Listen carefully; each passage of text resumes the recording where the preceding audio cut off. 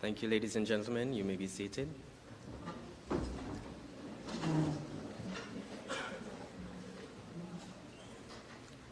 Good evening and welcome to our town hall meeting. At this time, I would like to invite our High Commissioner for Jamaica to Trinidad and Tobago, His Excellency Arthur H.W. Williams.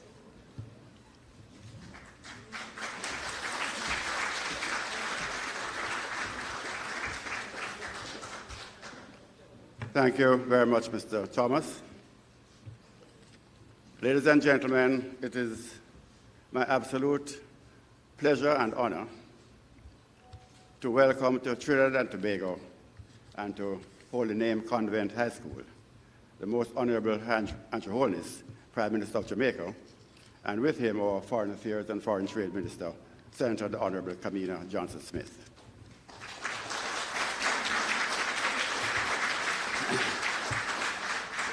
When I met the Prime Minister outside the door, he told me that he had decided to take off his tie, so I'm taking off mine now.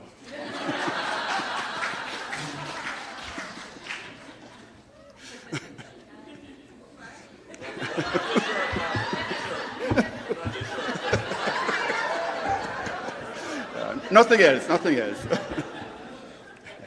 Let me begin by welcoming all of you who are here this evening. And let me thank the administrators of the school, acting principal, Ms. Lizette Khan, and the deputy principal, Sister Renee Hall, for their kind permission to use this hall this evening. Tomorrow morning is orientation, and the school is set up for that purpose. And it was ready-made for us to use, providing we keep it clean and keep everything in good order, so that tomorrow morning, bright and early, her students will be able to use it in the usual fashion. Prime Minister, there is that building you passed just there is really a hostel for sisters who have served in the school.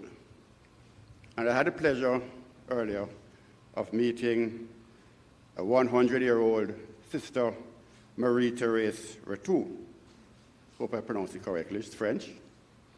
She came to Trinidad 70 years ago and has remained. And when she heard that you were coming, she sent a message to me on Friday to say to you that she's fully compos mentis, fully has her senses about her and reads widely and listens. And she has asked me to say to you that she admires the courage with which you are leading your country.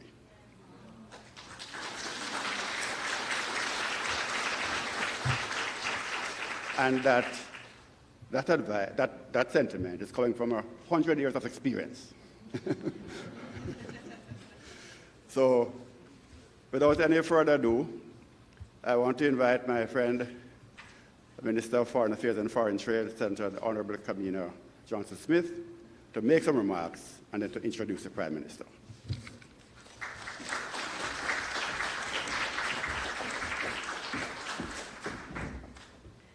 Thank you, High Commissioner, Most Honorable Andrew Holness, Your Excellency Arthur Williams, Acting Principal Tan?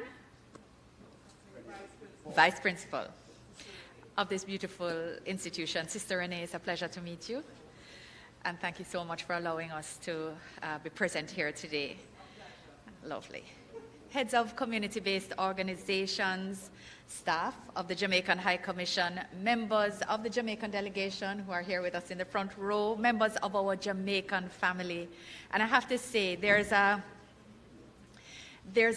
feeling at these, when we meet as a community. And the anthem plays, and an instrumental is played. And as we know, when they play the instrumental, they play one verse, and it is not intended that we sing. But there's a feeling that we get. And by we're halfway through the third line, we start to sing. And I see people in the audience, as they sing, they're nodding. And if they're not singing, they're nodding because they have that same feeling. And that feeling is what keeps us together. It's what makes us Jamaican. And it is just the best feeling in the world. So I just want to say what a pleasure it is for us to be here with you, and I want to thank you. I know everyone is very busy. Everyone is adjusting to post-COVID life, and sometimes it's even more hectic than we remembered it to have been. But to make time to come out and meet with us, it's something that we value and that we appreciate. So thank you very much for taking the time to meet with us and to welcome our Prime Minister here to Trinidad and Tobago. It is a pleasure to be here with you, and I want to thank High Commissioner and our small but dynamic team at the High Commission for the arrangements that have been made for this meeting. High Commissioner, thank you so very much. You have left your tie behind. I know that's not part of the arrangements, but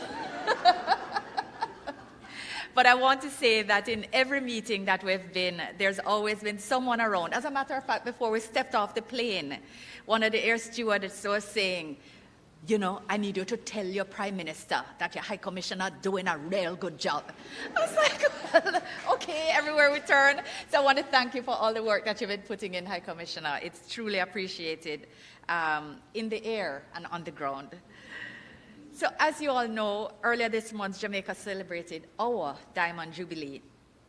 We had a float parade, we had a fantastic drone show at Grand Gala. I don't know if you watched it online or followed it on cable, but it was incredible. And it's been, I think, a part of the energy that's been replicated across the world. If you've been following on social media, as beyond our traditional diaspora locations where people have associations and they meet regularly, etc., Serbia, Uganda, Munich, Lagos, you name the country, you name the city, there's been even a small grouping of people who have come together to celebrate Jamaican food, Jamaican culture, and of course, the wonderful manifestation of 60 years of independence. So it's a pleasure not only for us to have experienced that, but to be here to share in and celebrate with our sister CARICOM country, the Republic of Trinidad and Tobago, your chosen home, the 60th anniversary of independence, and of course, a significant anniversary of diplomatic relations between our two countries. It is, we have a packed agenda. We have started bilateral discussions. We had a wide-ranging series of discussions. If you're following in the media, you may have heard it on the 4 o'clock news, some of Prime Minister's discussion around security, around some of the shared challenges we have, and around some of the common solutions that we can find if we work together. These discussions build on previous ones, and they will set the platform for further discussions as well. And I think, Prime Minister, it's not an exaggeration to say that under Prime Minister Rowley's leadership, together with yours, relations between Trinidad and Tobago and Jamaica are at their most positive and their strongest, and we look forward to them being further enhanced coming out of this trip. So again, ladies and gentlemen, this gathering presents us with an opportunity to express our appreciation to you, our Jamaican community, for holding our flag high, for continuing to represent with dignity all that is Jamaican, and to contributing to regional integration through your own movement and through your own making of a home here in Trinidad and Tobago. We as a government want to express to you how important it is for us to connect with our diaspora. We have a new mechanism, the Global Jamaica Diaspora Council, and a Global Jamaica Diaspora Youth Council. They were both launched in 2019, just before the pandemic, so they've been impacted. There is a Caribbean representative, Ms. Denise Dixon, but this is a nascent body.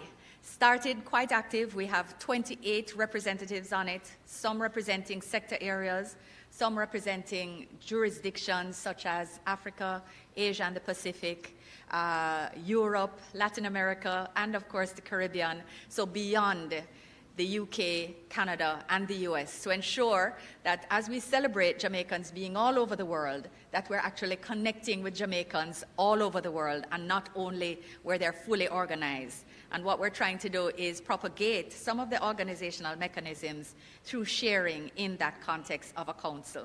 So we look forward to that expanding and connecting more within the Caribbean and, of course, with your associations here as well. I want to also just share that some of you would have participated in the Jamaica 60 Diaspora Conference, where we discussed the transformation of Jamaica through digitization. This is a massive program, cross-cutting across lots of sectors, and is another one of the areas in which we will be working more with Trinidad and Tobago as the government here also seeks to pursue digitization as a way of expanding efficiency and economic growth. So we look forward to hearing more and, in fact, doing more in that regard. There's a lot that I could speak about, but when Prime Minister is here, I keep things quite narrow because then my job becomes more about introducing him. Although it doesn't really merit very much discussion at this point in time, but it does, I think he's worth a good introduction. What do you think? Yeah, I think so. I think so too. As you know, the Most Honorable Andrew Michael Holness is Jamaica's 9th Prime Minister and the first Prime Minister born after independence.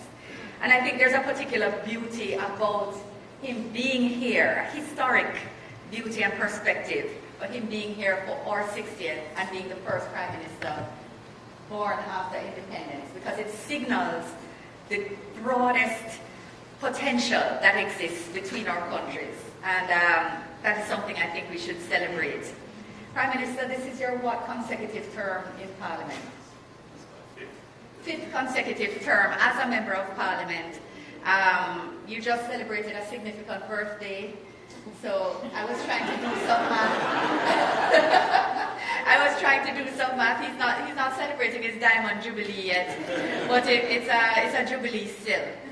But he has, of course, prior to becoming Prime Minister, made critical interventions in key portfolios of government: education, social welfare, community development, and of course, housing, in order to achieve his vision, and in fact, the vision that is largely shared of prosperity for all Jamaicans. Prime Minister has been building partnerships with the private sector, with civil society, and importantly, with diaspora and international partners. On the national scene, despite our many challenges, the government has achieved some of the highest levels of employment ever since independence, the highest level of employment. And Jamaica is now experiencing the fastest economic recovery in the region. New social housing programs and the expansion of PAV has been reaching more and more of our most vulnerable. And on the international scene, of course, Jamaica is a strong advocate for small island developing states and middle-income countries, and Prime Minister's view is widely respected and sought after on matters such as reforming the international financial architecture to better support development of small countries such as ours, financing for social and economic development, and certainly not least climate change, resilience, and building back better from the pandemic. I'm certain that these are just some of the areas on which Prime Minister will touch before he opens the floor for questions from you all. I want you all to just join me in warmly welcoming once more Prime Minister the Most Honorable.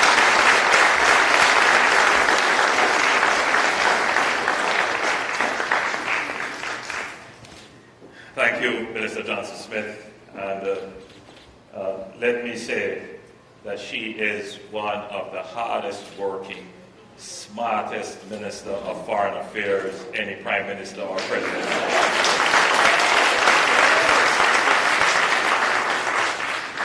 And I did overhear the purser on the flight on which we came recommend that I keep your High Commissioner in place because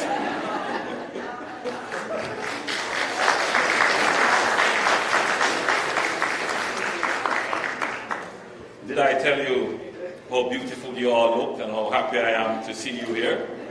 In case I didn't, let me say, you all look very beautiful, and I'm very happy to be here with you, to share what is happening in Jamaica. The purpose of my visit is ostensibly to celebrate with Trinidad and Tobago their 60th anniversary of independence, and to conduct bilateral discussions while we're here. But to give you some context, 6 years ago, the relationship between Jamaica and Trinidad was not as it was or as it is today. When we came in, there were issues with persons being turned back at the airport, issues with immigration, issues with trade, many difficult and thorny diplomatic relations, trade relations, and consular and immigration issues. And I saw Prime Minister Rowley at an event, my recollection, it was a summit of the Caribbean, I believe it was, in Cuba. And I extended to him an invitation to come to Jamaica. My thinking was that it would be good for the people of Jamaica to actually have an opportunity to interact with the Prime Minister of Trinidad and Tobago, and for the Prime Minister of Trinidad and Tobago to get a sense of what his brothers and sisters were thinking in Jamaica. And he accepted, which shows you the measure of the man, immediately without second guessing, and he came to Jamaica. It was also strategically important because at the time there was mobilization for a boycott of Trinidadian goods, and you may recall this. Now, what we discovered in having the dialogue is that many of the issues that the average person would deal with, citizen dealing with institutions, sometimes have nothing to do with current policy or leadership. Sometimes institutions work off what you could describe as legacy instructions. So they're carrying, administrative directives from an era past, and they have not been remissioned. And sometimes there are persons taking executive decisions who have no bearing or reference to a political direction. These things oftentimes happen. When Prime Minister Rowley visited Jamaica, I believe he was pleasantly surprised. The private sector put on a lovely event for him, and it was a discovery, a rediscovery of friends. Because ultimately, that's who we are as Caribbean people. We are, above all else, we have separate nationalities, separate countries, but we're friends. We share a common history. We have a common experience. The commonalities between us are far more than the differences. And once we are able to see past that, a whole entire vista of opportunities open up. And from that meeting in Jamaica, clearly it was revealed what the true potential of the relationship could be if we pursued a more enlightened path. And as a result of that, upon his return to Trinidad and a subsequent visit that I paid, we started that process of, I use the term, reimagining the relationship. And in terms of the immigration issues, certainly relative to what it was, those would have subsided significantly. And the facilitation and ease of trade has improved. I'm not here saying everything is perfect. It is still a work in progress. Hence my visit here officially to continue to build that relationship. So certainly at the leadership level, there is a significant building of trust and establishing direction, and that filters through the institutions of both countries, which would ensure that the experience that you have as citizens of Jamaica or citizens of Trinidad interfacing with the bureaucracy in either country would be a much more seamless and much more pleasing interaction. Now, having said that, I do know that there remain challenges in the relationship, and I know they will come out in questions. Some questions I will not be able to answer, not because I don't have the answer, but because I still have to respect diplomacy and moment. So there are some questions that, if you want to ask, certainly, but then I would make a pass on them, because I'm still having to treat with them within the context of the new relationship that we are building. And I'm saying that to say that the issues that you are facing, I can't say I'm aware of all of them, but most of them would have made their way to me by some means or the other. Not all through the High Commissioner. But we pay attention to what is happening with our diaspora all over the world, and people have reached out to us directly. So we understand, and what we're trying to do is work them through this process that we have established.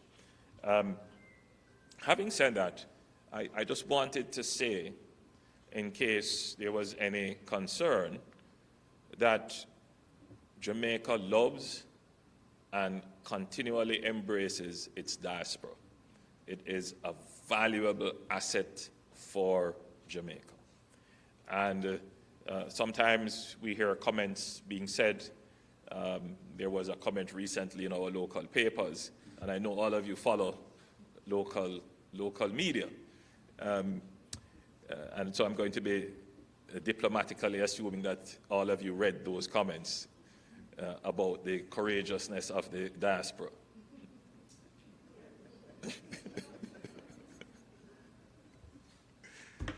So, to be clear, we love and respect and embrace our diaspora. But let me say this about Jamaica. We recently celebrated our Emancipation Day activities in Jamaica and our independence. And in preparing to give a message to the nation, I usually do my research, brief myself, and then I have to put myself in a mood to write the message to the nation. And so I was doing my research on Jamaica. And at the time of emancipation, 1834, and then that period of apprenticeship in 1838, the mainstay of our economy was sugar. We had essentially an agrarian economy. And all of that labor, which was forced, enslaved, was absorbed into the agrarian economy. At the end of the slave period, the enslaved, our forefathers, left the plantation, some of them, not all, and went to create free villages or to strike out on their own. But just, cast your mind back to that point. The only thing that was out there was land. There was no job. There was no education to speak of. Yes, there were churches that tried to give basic education. But just imagine, from that period of time, moving 170 odd years onwards, people having no economic opportunity. But worst of all, no endowment. They didn't leave the plantation with a payment of compensation. The British compensated the planters for the loss of slave labor. But the slaves leaving the plantation got no compensation, no endowment. They got nothing with which to start life. And it's not so far away. It's not so many generations ago. My grandmother would have known her grandmother in slavery. It's not so long ago. So if you're looking to understand our current context, and I'm speaking now specifically for Jamaica, you would understand that our people had to migrate to find better opportunities. We just had to. Our agrarian economy could not absorb all the labor. And several things happened during that period of time, from emancipation to independence. One of them was the decline of sugar. So as sugar declined, it needed less labor. And then the other thing was, in 1933, we had the Great Depression, which meant that for 10 years of the Great Depression, the Jamaican economy significantly declined. How would the people of Jamaica survive? How? With no economy to absorb their labor. Well, many of them left to build the Panama Canal. Today they will say, oh, many Barbadians helped to build the Panama Canal. That's not quite accurate. The ship that took the labor to Panama came from Jamaica, stopped in Barbados for refueling and food, and then headed to the Panama Canal. Thousands of Jamaicans went there. Thousands of Jamaicans migrated to the United States when they were going through their boom after the recession in building New York and Boston and all these other places. And then after World War II, again, another major set of Jamaicans migrated. Remind me, Minister, the name of that process, the ship, the Windrush generation. Seen a moment.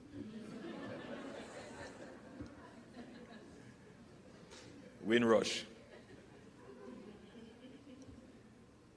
And so we have always been a migratory people, precisely because our economy just could not absorb all the labor that we had. And we had another period of mass migration again in the 70s. So the concept of Jamaica could never be a geographically defined one. It just could never be, because our people have been migrating even before the emancipation, the end of slavery. Some of you may know about the story of Bookman. Bookman was a Jamaican slave in the parish of St. James. And he fled Jamaica to Haiti. He would be described as a mystic, a spiritual man. And he inspired Toussaint Louverture, who started the French Revolution. He was a part of it.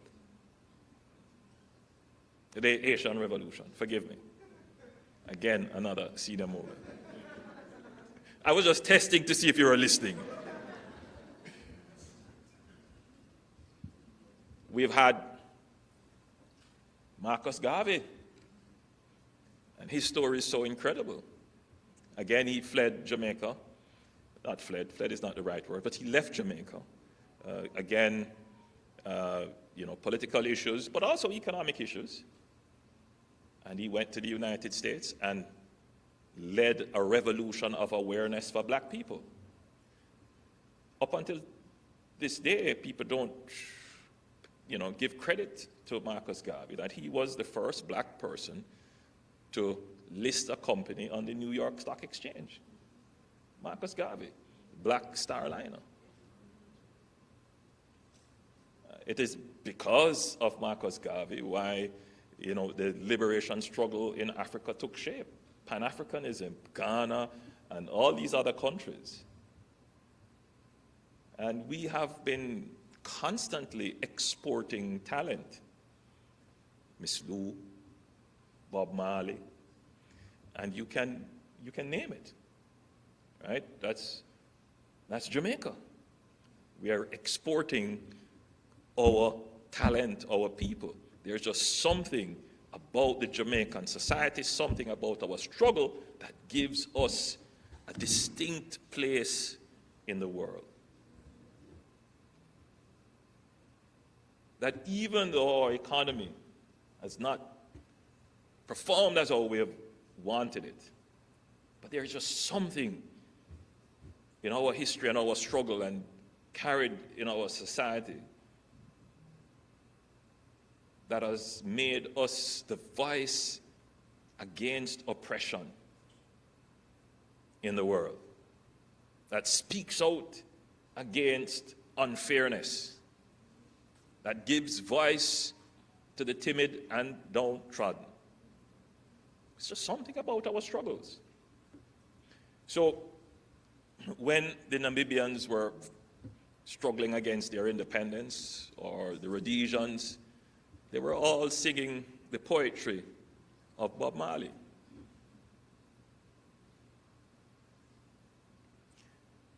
In the 1970s, many Jamaicans left. In fact, you could say that a significant number of our middle class left. So if you look at Cayman, for example, a large part of the Caymanian society are Jamaicans who migrated in the 70s. If you look at Miami, there is a significant diaspora. So we have had these phases of the exporting of our people into other countries and other societies. So it is not by accident that we have a diaspora that is as large as the number of Jamaicans living on the island. It's not by accident. It is a process that has been going on for, more than 100 years. And there are no other countries within this region that can claim the diaspora, except for Haiti and the Dominican Republic and Cuba, which are different circumstances. But for the English-speaking Caribbean, Jamaica has a diaspora in Colombia. If you go to San Andres, you cannot tell that you're not in Jamaica. They may not claim Jamaican paternity, but clearly Jamaicans went there. If you are along the coast of Costa Rica, there's another place, the city, Limon.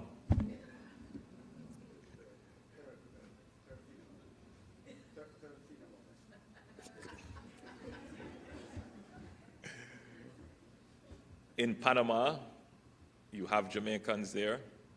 On the coastal areas of Honduras and Nicaragua, there's a Jamaican diaspora there. Not to mention North America and all over Europe. And it is surprising, whenever I travel, I'm able to host a diaspora meeting. I'm able to host a diaspora meeting in China, in South Korea, in Japan. Amazing, because Jamaicans are all over in significant numbers to impact the societies in which they are. And that is valuable. It's valuable not just for the remittances. It's very important. I'll speak about that, in a few minutes. But it is valuable for the paradiplomacy, which it creates, the brand that it creates, the presence that it creates, the positions of influence that you occupy, the proximity to power that you hold, and the export of the culture that you all do. It's very important for us. It gives Jamaica access and presence and visibility. Now, in the same way, when Jamaicans go overseas and do badly and create problems, the reverse is the case. But the truth is, far more Jamaicans build the brand positively than those who destroy.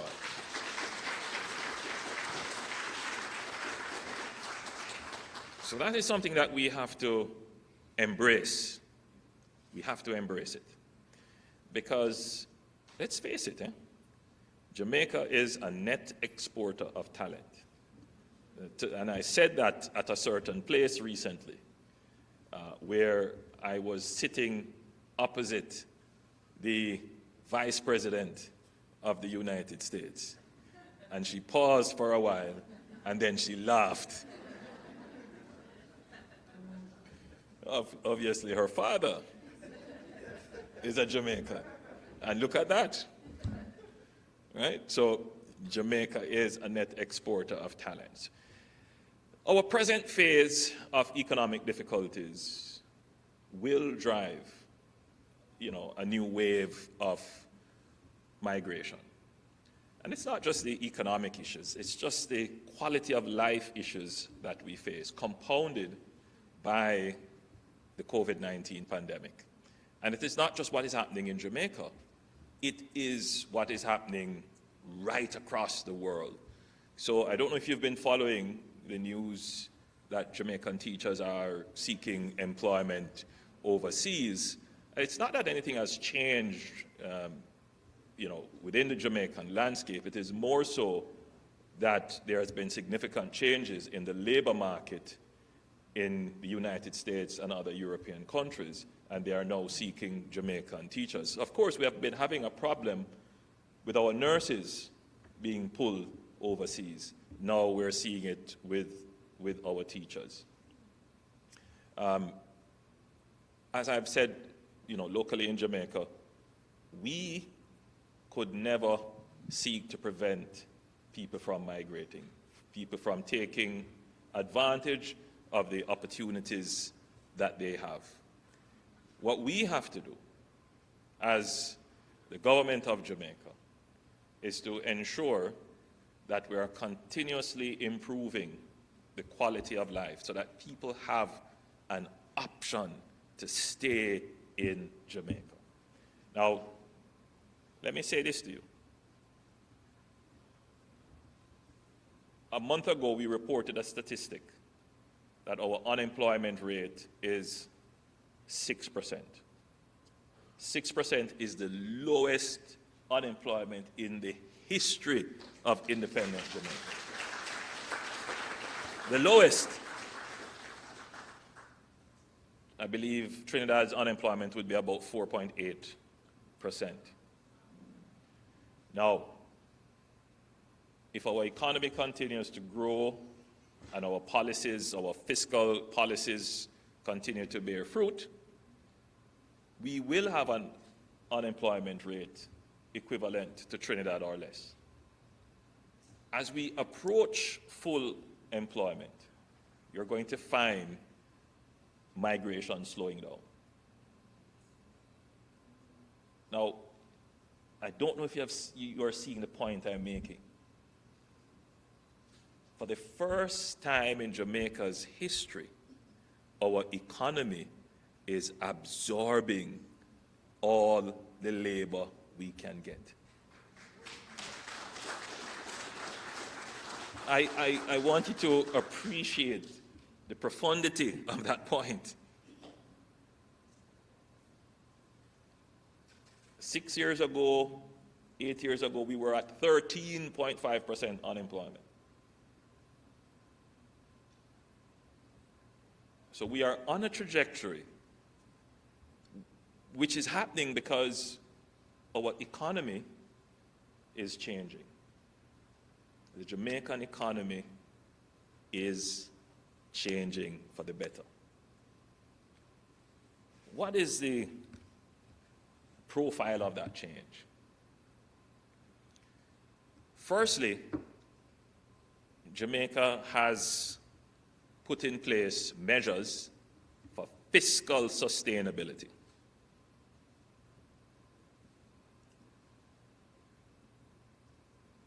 No clap, but that's fine, that's fine. No, deliberately, no, that's fine. Deliberately, I'm making a point. Deliberately, I'm making a point. And you'll see the point that I'm making. The point is that these changes that are occurring are happening imperceptibly to the general public, to the general populace. They're not going to immediately appreciate these changes as beneficial to them, right? Because the effects of these changes take, years, a decade for you to see it. But without these changes, you will never get the improvement in quality of life.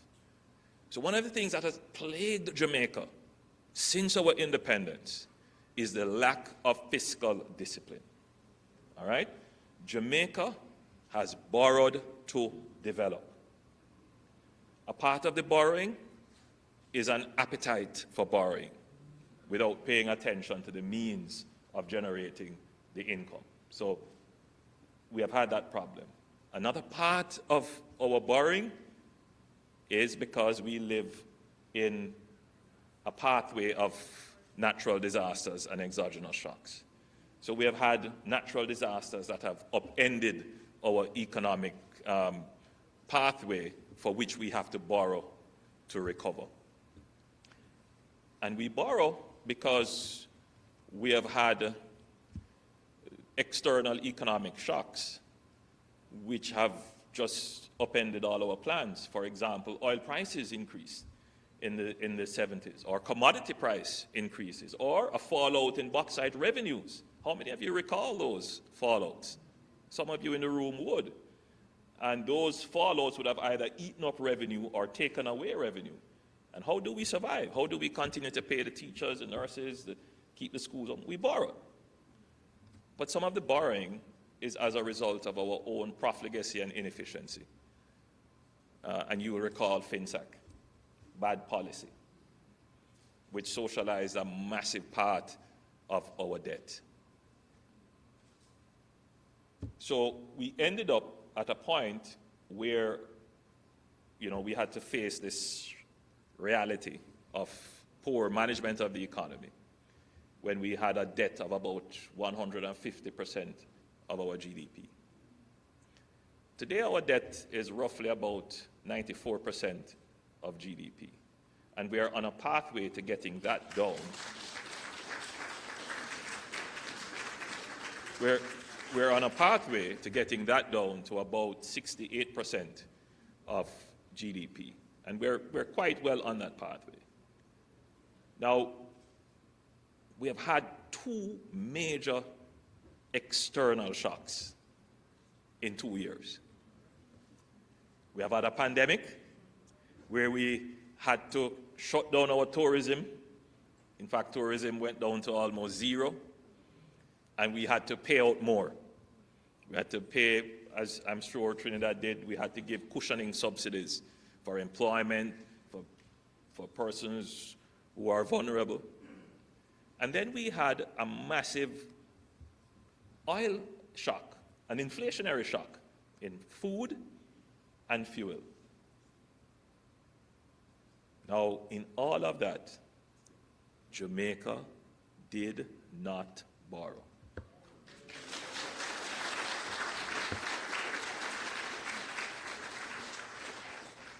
We increased our spending limits, but we had enough buffers in our budget that we did not need to increase our debt. And I would ask anyone to tell me, when did we ever do that in response to a shock? I'm sure maybe some part in our history but I can't remember any in recent time. So the economy has changed, and it's major. But it hasn't changed to the point where wages have adjusted and everybody's earning a big salary and everybody is able to buy a house and, improve infrastructure and quality of life is improving, that you don't feel frustrated with the current state of things to the point where you don't need to migrate or you don't want to migrate. We're not at that point as yet, but if we continue on this point of economic development, we will reach the milestone where our economy is able to deliver the quality of life and standard of living for all its citizens. And that's the objective that I have, that's the objective of the government, and I continue to work as hard as I can to bring us to that point. When we reach that point, it would be a major milestone in our history, from emancipation to independence.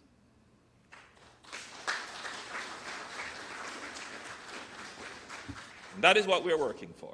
That's the essence of the struggle.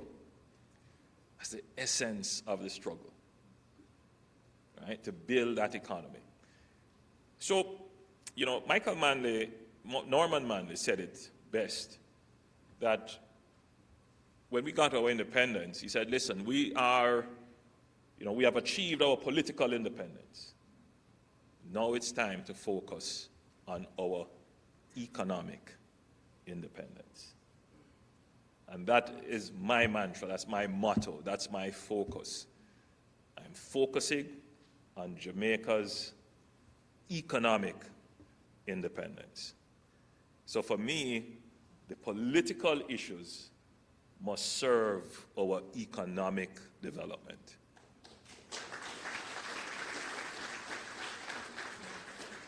So, I don't believe in the exercise of political power for political power's sake. At the end of the day, people's quality of life and ability to self-fulfill must be improved by engaging in politics. So, my visit to Trinidad, of course, it has a political element to it. It does improve regional integration. It does make CARICOM stronger, and it may look good politically. But at the end of the day, it's about the economy getting stronger. It's about Jamaica and Trinidad getting stronger economically. So both our countries can do better. And we need our leaders to be thinking more like that. We need our leaders to be thinking more about the economy and getting our economy stronger. So I hope I've given you a kind of overview as to the pathway of Jamaica. You're not going to see that expressed in media, on social media, or the columnists, because the truth be told, they don't see it either. Many of them are not appreciating the direction, because unfortunately, there is a way of thinking which permeates the Caribbean narrative, which has to be carefully and slowly dismantled with the new perspective and the new facts. And that can only happen by putting forward the results. No one can argue that unemployment has moved from 13% to 6%. No one can argue that Jamaica grew by 5.7% in the last quarter. No one can argue with the fact that our debt was at 150, now it's at 94, heading to 80, heading to 68. No one can argue with those. Those are facts showing a transformation. Nobody can argue with the fiscal management of the country. But there is one obstacle that we have to overcome. And again, it is rooted in our history. and that is violence. So part of the discussion between myself and Prime Minister Rowley, because Trinidad is facing its own challenges with violence, is how do we treat with this? How do we treat with violence? Eh? So I suspect you would be thinking that I would be saying crime. You know, crime and violence are usually treated together. But there's just something unique about the pathology of crime in countries like Jamaica and Trinidad. And that is the predominance of violence in crime.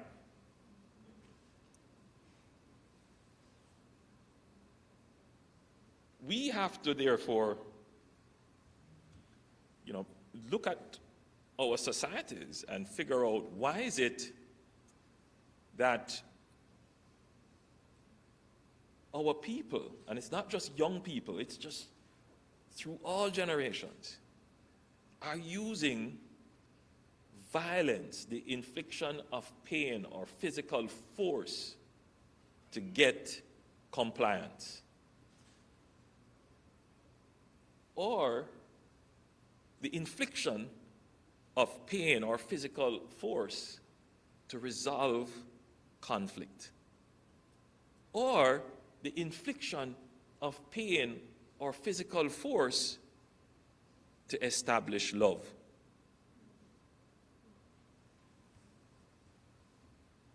I've said it in these ways to kind of, give you a different perspective on it, because all I've said is the infliction of his physical pain or force in the discipline of a child. That is to try and get a result for compliance.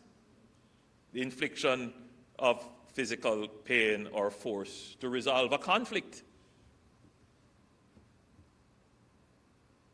That's what happens. Two people have an argument. One goes home for a gun and comes back and shoot the other. Conflict resolved.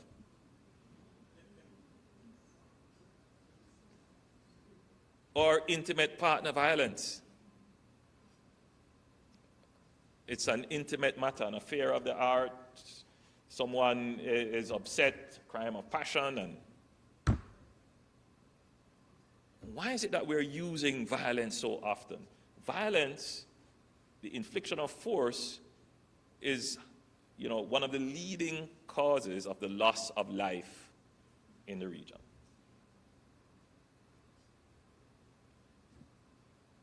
In Jamaica, you have a higher chance of being murdered than by being hit by a car.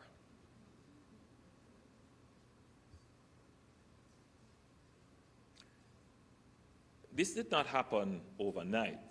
I mean, it's been a creeping thing, but we haven't dealt with it from an epidemiological point of view. We haven't treated it in the way that it needs to be treated, which is, it is a public health crisis. And Prime Minister Rowley has taken the same view here as well, that, it needs attention from a public health point of view. So we do have strategies to deal with violence. We are improving our national security capabilities, improving the police, and so forth. And again, those will take time. But the element which we have not really addressed is this use of violence. So we have put in place a National Commission for the Prevention of Violence. And that commission is doing several things, one of which is to examine all the disparate programs that we have on violence prevention, to bring them together in a cohesive and coordinated way. And secondly, to give us a new direction, a new perspective, new strategies on how to treat with violence.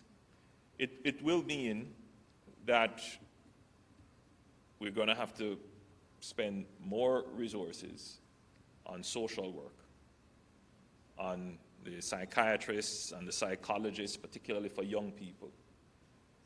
It means that we have to move one step further from treating with the perpetrator of crime and violence to also paying attention to the trauma of victims.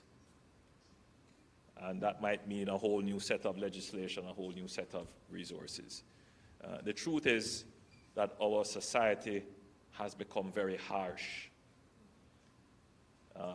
very uncaring. In some instances, we would say, crass behavior has just taken over. And we have to address it. This generation can't just pass it on to the next because it's only going to get worse. We have to draw a line in the sand, and we have to put in place the programs to address it. So this is now my other focus of attention, treating with violence, to change the aggressive and brutal nature that is taking over behavior of some of our people. It is not going to be an overnight endeavor. It's going to take some time, but it has to start now. And a part of the discussion with myself and Prime Minister Rowley, because there are similarities and commonalities, is that we will collaborate on the efforts that we are making, certainly in terms of the sharing of research, the organization of resources, and the development of programs to ensure that we get a strong position on treating with this whole business of violence. But I would like to close my presentation to you, and thank you for being such a patient audience, in saying to you that we are also focusing on improving the conditions of housing in Jamaica. We have committed to build 70,000 new houses. The plan is laid out as to how that is going to be done, and we are executing. I've made it a point of duty that every week I'm out in the field handing over keys or breaking ground for new housing solutions, and it is having an impact. So, ladies and gentlemen, I think I'll pause there and prepare myself for your many questions.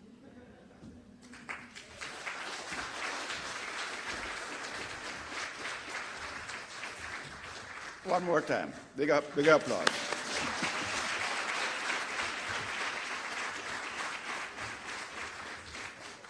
Okay, the Prime Minister is going to take some questions. I'm going to ask you to go to that mic, just say your name and ask your question. And the Prime Minister will remain seated and the microphone will be moved across. Gentlemen? Stay here? You want to stay here? Okay, all right. Okay, thank you. All right. And then you afterwards. Good evening to the Honorable Prime Minister. I must say... Yes. So let the heart serve well. And I just want to say congratulations to you, sir, on your stewardship. I mean, as a Jamaican who have left Jamaica 22 years ago, I must say they continue to follow in terms of progress and what has been happening in Jamaica. But there are two things that is really close to my heart. Sorry, my name is Dwight Williams. I'm the Chief Executive Officer of Health Security. I'm the one who provides security for the embassy here in Trinidad. There are two issues that I'd love to bring to your attention. It might come in the form of a question or a statement, but when I look at what is going on with the migration issue in Jamaica, I'm saying to myself, have you ever thought about re-engineering that process? Because there are a lot of us from the diaspora who would have left Jamaica and would have done well for ourselves, who are looking to return to Jamaica. Why not try to make us some offers to come back? Because we have a lot to bring back. We came here. have enjoyed Trinidad. I would say back to Trinidad and Tobago because most of what I have now, I got here. So why not give us an opportunity, sir, to come back home? Because that's where our heart is. That is where we belong. We want to come back home. So let's do the re-engineering and create a product home for us to come back and then to give back to Jamaica. Because that is one of the things I've been clamoring for the last 10 years or so. I mean, the last ambassador, he and I went to college together. And I pitched it to him once, but he never got around to establishing it. But we want to give back to our country.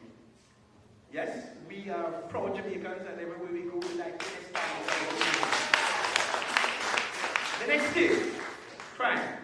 That has been the biggest issue that has affected your prime ministership. We have so many professionals like myself. I'm a security practitioner. I have studied at the highest level with degrees and all of that. And I, sir, would like to give you an opportunity. There are so many of us here who want to come and create that change in Jamaica where crime is concerned. Because I remember when I was doing my first degree, my lecturer in psychology said, what you perceive is what you believe. What we need to do, Honorable Prime Minister, we need to change the perception and the mindset of Jamaicans. Because when I look at myself, poor fellow from Duncan, Trelawney, mother alone, and I made it. I came here, I mean, most who know me know that, I reached somewhere. We need now to send that message back to those in Jamaica that, hey, you don't need to take up a gun. Crime is not the answer, because we know criminality have a very short shelf life. You can think of all the dons. I mean, I have met some of the worst in my time in the JISTV. They have a short shelf life. That is the message we now need to take back to Jamaica. We need now to create that avenue where we now look at successful people in Trinidad and Tobago and all over and start to send that message to the ones who are up and coming and say, listen, there is other options other than a gun. And that is what we probably need to do.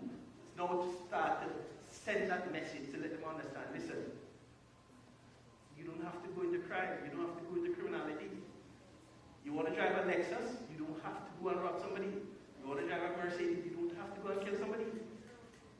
Hard work and perseverance, that's all we need.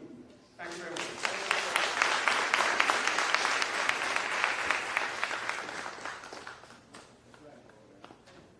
Honorable Prime Minister and your team, sister, God bless you. I think it's a fitting, I'm going to make just a comment and a charge for 60 years. So fellow citizens of Jamaica, happy 60 years. Citizens of Trinidad and Tobago, happy 60 years. Maybe we could work on something together. This is a fitting place in which to have this discussion in school. So the school is special to me. My second child came here for approximately 2 years. And as a little bastard, I took her home to Jamaica to get some Jamaica too. But she had 2 good years here. I am a practitioner in the field of psychology, and I specialize in children, teen, and young adults development. And when I say young adults, up to about 25. Because biologically, the child is still a child. In thinking, adult thinking is somewhere between 25 and 30. So have patience with you young adults. But I say this, we talk about violence, but there are things that we do as adults that's violent to the child. Some of our very systems, no disrespect to school, I'm not arguing whether it's the school's fault or the family's fault, but certainly we want to live in peace and security, and the children would like you to know this. I've interacted with Vision and Mission here with youngsters who were in criminality, and then Wayne Chance, God bless his soul, ex-con who made, a significant contribution to Trinidad and Tobago in working with and understanding why crime. So violence is anything against self or others. I like when you spoke about the public health approach, but there are 3 key areas, structural areas in education that I consider violent. SEA and GSAT. There's a violence to the child. I'm telling you, no, seriously. There's a violence mentally for the child. Right? I'm not good enough to go to a good school. Jamaica shares that. Trinidad and Tobago shares that. Science, there's a good information now, people. Boys, science shows that boys are most ready to sit down, settle, and challenge and do well by the brain. Neuropsychology can check it out. At 16 years old. So when the boy is considered a graduate because of our old British system, at 16 he's most ready to do well. And girls and boys can do well from birth to 25. And I spoke to some prisoners in Aruca's prison, and the men there were pardoned from death row, about 20 of them. And I was there to tell them about how boys are really smart and what the brain has to say about young boys. And they asked me this: could you go back to our communities and could you tell our women? So I'm standing here to represent ex-cons from Aruca's prison. All the young people I've spoken to, and it has touched every child. The rich child who always heard you're rich, that's why you don't want to do well. The middle class child, the poor child, even worse. No matter what religion, what color, and what race, the human need is to feel a sense of I am doing well and to have hope. And in 60 years, Trinidad and Tobago, Jamaica, I hear Prime Minister Motley speaking. She's speaking not too badly at all about the education. It's time to take the child from 3 to 18 or even 19, unbroken. No ability sorting. No, you don't go to a good place, because these are the young men and women who have an issue. God bless you. Take care.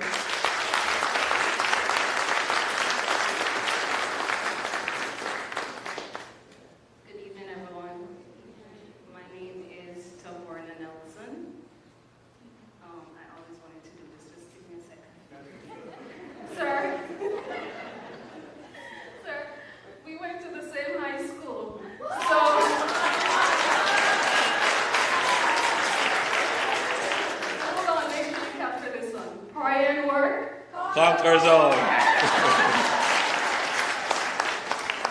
All right. So firstly, congratulations on the Kingston Logistic Park Global Cargo Transshipment and Logistic Management Initiative. Congratulations on that one.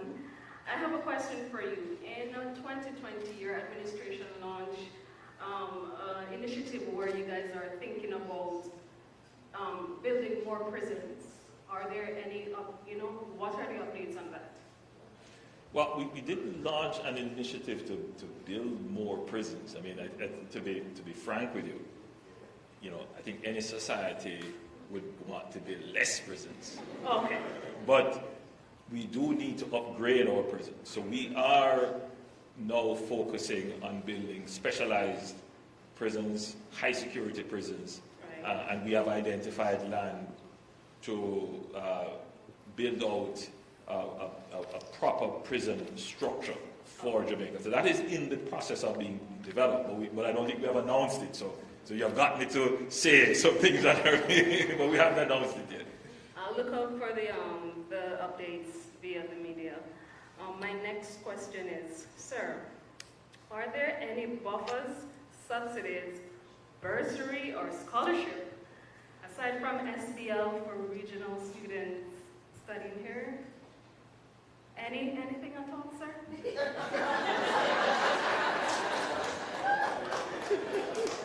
I don't want to say no. I would say not that I am aware of.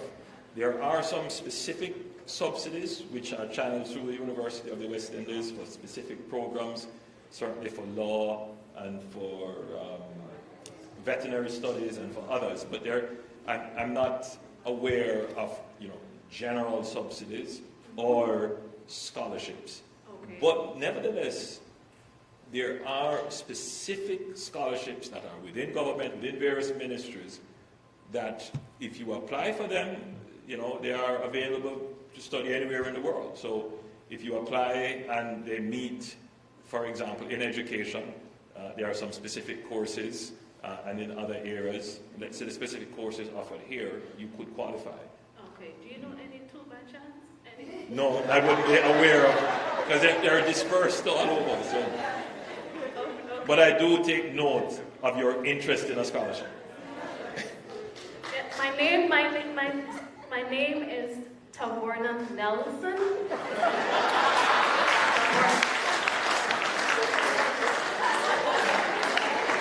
Thank you, sir. Thank you. Oh, the last question. Thank you, Can I Taborna. take a selfie with you after,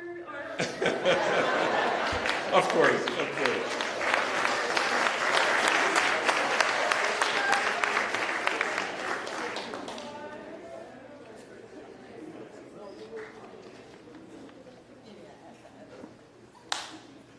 Good afternoon, Prime Minister. Let me join also welcoming Trinidad and Tobago. We should speak firstly on the matter of the agribusiness sector. I represent the Caribbean Agribusiness Association and want to thank you and your other heads for your vision in seeking to reduce our imports by 25% by 2025. However, I want to make a few comments in terms of what we feel from the sector is the areas that are being overlooked. One is that I don't think we are doing enough to bring the community along with us. The view has been expressed largely among the professionals and among the government, but the public is not adequately sensitized to this venture. I think there's a need to undertake a strong promotional program that would get our consumers to have the same level of commitment to this vision. In fact, what we are promoting is that the government seek to have consumers themselves commit to this 25 by 25 by seeking to reduce their own consumption of imported food. In fact, signing an agreement with themselves to show their commitment to this. We think if that's not done, then the demand for domestic production and to get people to move away from a traditional consumption of imports is not going to be there to drive this whole vision. So that's number one. Number two, we think there's also a need for us to focus more on what we see as the need for to bring not just the individual but the household into this vision, and to get what has been developed across some of the countries in terms of household production. Where that is being advocated, we don't see similar program being developed to support that. So for example, here in Trinidad, there has been an interest of many consumers to get involved in backyard gardening, but there is not the support for that. Sorry, in? For backyard? Oh, backyard gardening. Yeah. And I know that in the case of Jamaica, we have tried, I used to work in the ministry there, in fact. In the late 80s and 90s, we tried that. Again, there was not enough support for the program. So I think that's another area that we need to focus on. So in addition to developing the commercial aspect, particularly I see Jamaica moving very quickly to develop these agro-parks, which we believe are very good business models for other countries to adopt. We think that needs to be widened and more emphasis needs to be placed on investment in infrastructure, particularly in water management. There's no way we're going to achieve these objectives, laudable as they are, if we do not invest in water management. If we produce food without soil, we cannot produce without water, and not enough is being done in investing in that area of our business development. So we are willing in the agribusiness sector, in fact the Caribbean Agribusiness Association, including our office in Jamaica, would like to meet with your minister to lay out a program that we have developed to bring on stream the small and medium-sized farmers into this program. Under the current arrangement, we have just signed an MOU with the CPSO. We are carved out responsible for leading the charge with respect to getting our small farmers to continue to expand their production to achieve this goal. But it needs to be done in a joint venture with the government. The investment in infrastructure, in R&D, in expanding the agro-processing infrastructure in particular. Producing more food without agro-processing infrastructure will not work. So we'd like very much to have the opportunity. Our officers in Jamaica would like to meet with your ministry and to So lay out a plan. I'll take your number and I will ensure that Minister Charles is in touch. Look forward to that, Minister. And once again, congratulations. Thank you.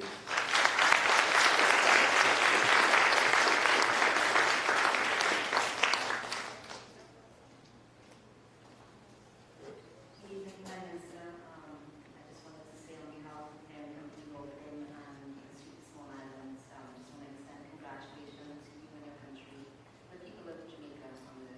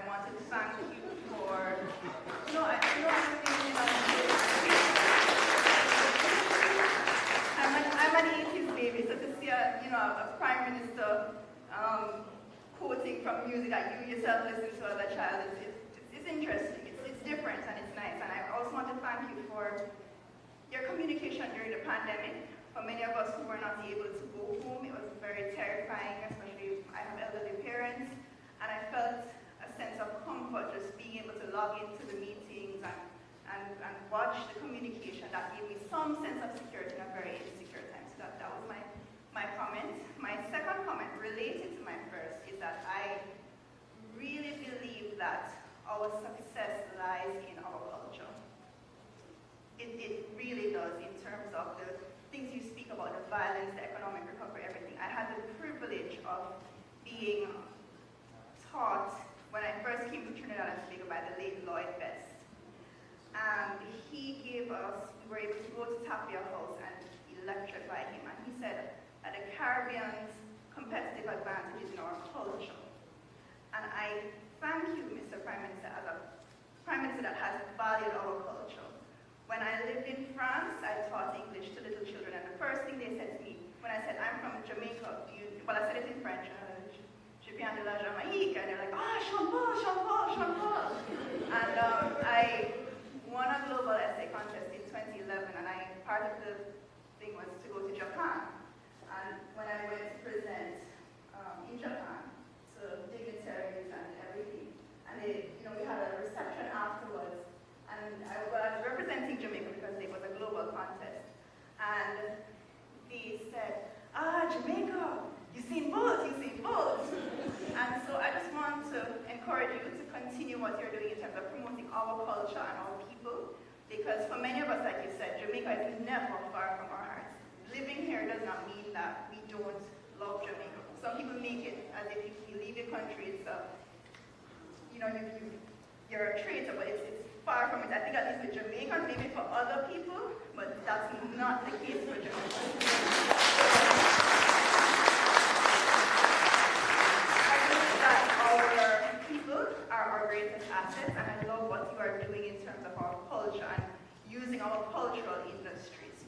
So my question is, it comes from John F. Kennedy's quote, ask not what your country can do for you, but what you can do for your country. I'm asking you, Mr. Prime Minister, what can I, as a Jamaican, I may or may not return to Jamaica, I don't know. It's just the world we're living in. But no matter where I roam, Jamaica is my home. What can I, as a young Jamaican, God spare life, that has several years left, what can I, as a Jamaican, living in Trinidad and Tobago, do for my country?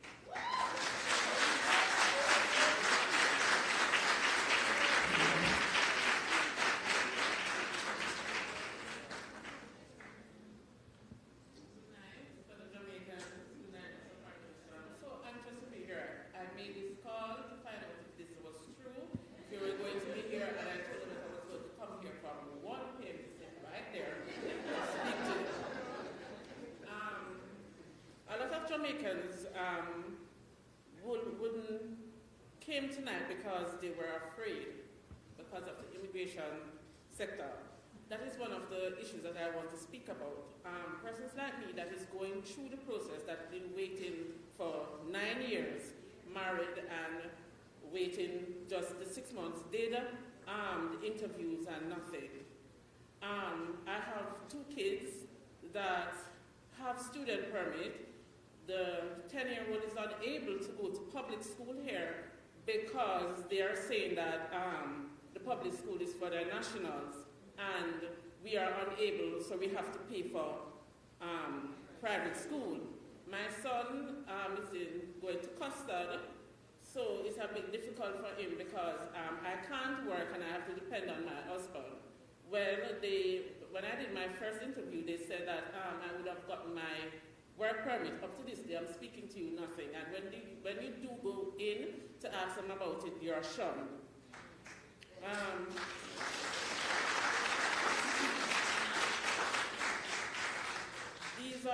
These are matters that really don't want but need to address. Everybody may come up and say, but these are what Jamaicans out there that are crying out for help. I registered a business here, and I went during the pandemic, just to keep going so we wouldn't be put out the house with 2 kids, right? And I registered a business here online, and I went to the channel of getting some help and going to the lawyer to try to get my business up and running online, and I was turned down by Foreign Affairs saying that I'm not qualified, right? And I think that it was, my heart just deeply went down because it was everything that we tried as Jamaican here, it is going downhill, and those are the needed issues that need to be addressed more than certain things, because we Jamaicans out here is really crying for help, Mr. Prime Minister.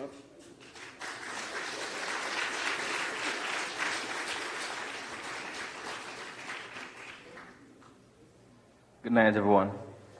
My name is Alvin Brown. I'm the co-founder of Jamaicans in Trinidad and Tobago, otherwise known as Jammin' in TNT. It's kind of low. Right, so I must commend you on the economy. You guys have been doing really good on that. That goes without saying. It's heavy, the head that wears the crown. My major concern, is the current concern of many of us here, is crime. Currently, there was a study from Dr. Michael Coombs that stated in Jamaica that 90% of gang members come from fatherless homes. 85% of youth in prison come from fatherless homes. 70% of teenage pregnancies come from fatherless homes. So we are talking about culture, and of course there are subcultures, and a subculture that exists is the lack of men in homes and the effect that has on crime. We also mentioned the fact that there are things that we can do as Jamaicans outside of Jamaica to assist Jamaica. I'm currently working on something that that focuses on encouraging youth to be responsible. And I'd like to, if possible, to speak with you afterwards concerning that. See how we can dialogue, because we often complain about situations, but whenever we put our minds together, and I'll say this, it's not the first time I have requested to assist, not on this in particular. So please take my my open hand this time. And the next thing related to crime, the crime bill that I've heard we have been looking at, the new laws concerning, well, the new laws to affect crime. What is the process? What is happening concerning that, and when can we see changes to that? Because I'm aware of the fact that we have to put new things in place for things like importation of illegal guns. So I haven't heard anything new about that, and I'm eagerly watching certain trials as well. Don't need to call them up. So, and another thing is witness protection. There's I don't think I can necessarily go into this one because it's kind of an ongoing trial, but there is concern that witnesses of crime and persons who have been in gangs, if they give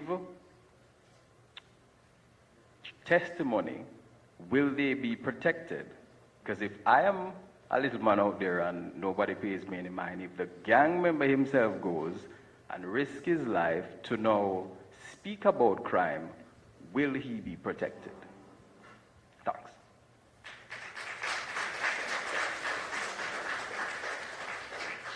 Hi, good night, everyone. Well, this is a weird moment for me because I do like being in front of mic. I'm usually behind phone or behind organizing stuff. Mr. Williams can testify of that. My passion is literally foreign affairs, and you can test that, sir. To the point where literally I've been shadowing almost every ambassador who came, from Ms. Saunders to Mr. Prendergast, to you, sir, right? Minister, I think I messaged you sometime right after the election, and I reached out to Matthew as well, Samuda, when you won the election, and I said, okay, yes, let's organize stuff for Brand Jamaica to be on TV6, right? That was done. I got excited again when the Global Jamaica Diaspora Youth Council was launched. I said, yes, here's opportunity. Conference this year went well. I said, yes, okay, cool. Then they say, okay, you have to foot your own bill to Jamaica. Everybody know going to Jamaica from Trinidad is very expensive, right? So I was like, Lord Jesus. So then, well, yes, I actually love the virtual thing. It was very interactive, the sessions and the booths and exhibitors. Yeah, man, props for that. Excellent job. My question to you, Minister, is the fact that in the Youth Council group, there's no representation in the Caribbean. There's only U.S., which is headed by Mullins. Yes. And you have in UK, Tanisha. Oh, yeah, well, there's a new, let me tell you, well, I can't remember the new person now. But yes. But there's no Caribbean representation. And the fact that there's so many Jamaicans within the Caribbean, and there needs to be representation on a national or on a diaspora level, not just because US, UK, Canada are large countries. There needs to be significant representation for the Caribbean diaspora here, in not just in Trinidad, but the entire Caribbean. That's my view.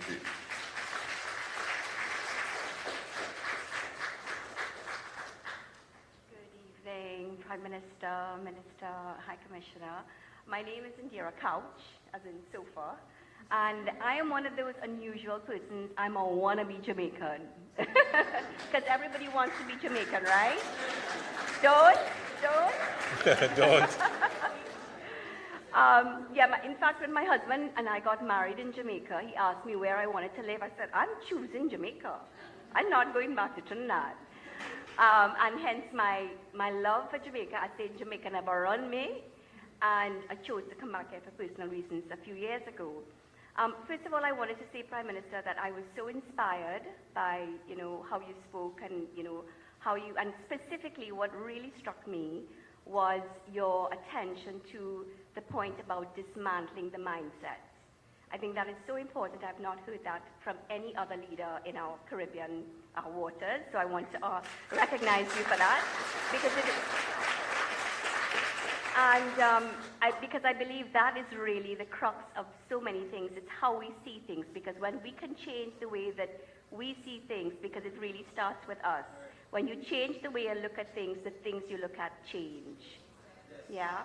And with that in mind, I would also just like to summarize a number of things that others have raised. But when I was in Jamaica and I was working with the IDB, there was a project I was working on. I worked with the IDB before I decided I wanted to teach people how to fish instead of giving fish. So I decided to open a business, which I ran very successfully with my husband. If you ever know of Pick a Pepper, which you do. Yes. Right, the mango sauces, that was our blood and sweat and tears. Which we then sold to Pick a Pepper. So now, while I was with the IDB, I did a lot of projects. And in the community, we were putting up, the funding for that time was for a community center. But when I went in with my team and we did the log frame, what the community really needed was parenting skills. Now, I've heard you speak about violence, and I've heard you speak about a number of things. What I think is really pressing, and I would love for us in Trinidad and Tobago as well, to attend to this really important issue, parenting skills. Okay, so that's my contribution. Thank you very much.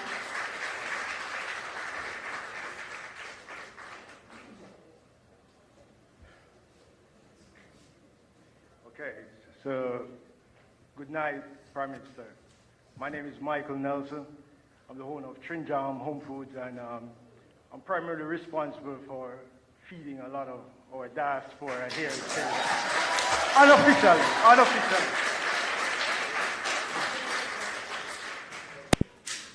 Many would not know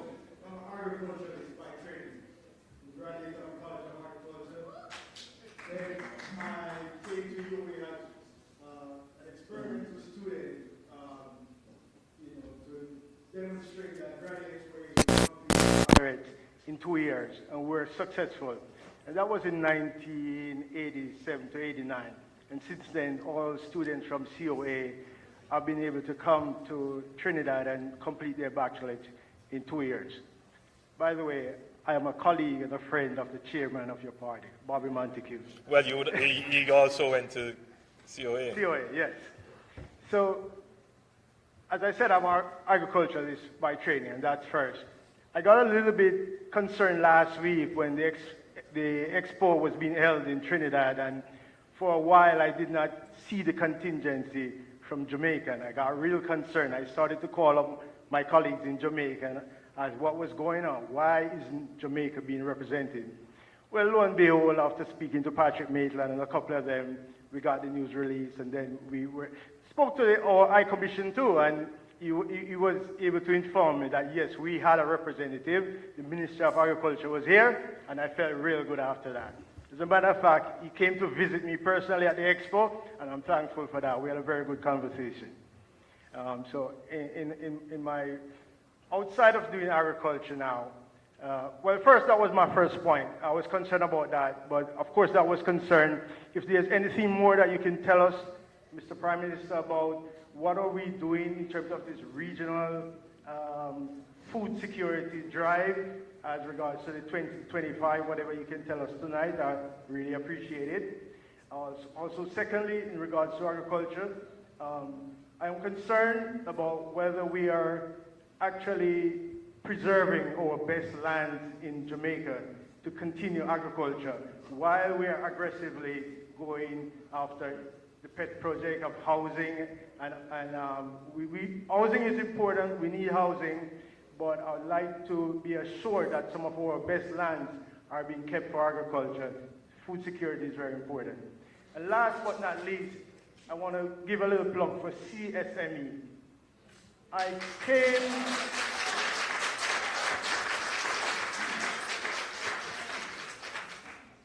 after finishing UA, I had migrated to the United States, and I spent some time there. Then I wanted to come back to the Caribbean, and Trinidad was a part of the Caribbean. There were good opportunities here. So I came here, and through the rights of establishment, through the CSME, I set up here, and I started to do business. I started very small. I was using about 5 pounds of flour per day to convert that into patties. Today I use 1.5 tons of flour per month, 1/2 ton of chicken, and 1/2 ton of beef, and convert that into our fast food, Jamaican patties. Okay? But if one measures success, then I've been doing this for 14 years. But the real success to me is the technical service or the technical workers that I was able to bring here from Jamaica, have them go to work, expand this diaspora, do well for themselves. That makes me proud. Makes me proud when a worker said, I have finished expanding my house. It makes me proud when a worker says, you know, my daughter passes for high school, but then 5 years later, he said, my daughter is finishing. Every year, he would make sure he secures the payment for that child's school fee. That was paramount. This time of the year, they are very busy putting together their money to send home to finish the child's education. That is what I measure my success by. Okay? So, the other thing that I want for you to be aware of being a part of the CSME program. In your host country, you are forced to be fiduciary responsible. You are forced to be financially responsible. So the government also benefits. I pay a lot of taxes here. When other businesses go around the corner, I have to pay all the taxes. My books have to be up to date, or else I'll never get another renewal. So that is a sort of benefit to you as a host country, by the way. So I just want to say thank you all, and just to highlight that, but I would be amazed if I didn't come here today and give a plug for CSME. It's a good thing.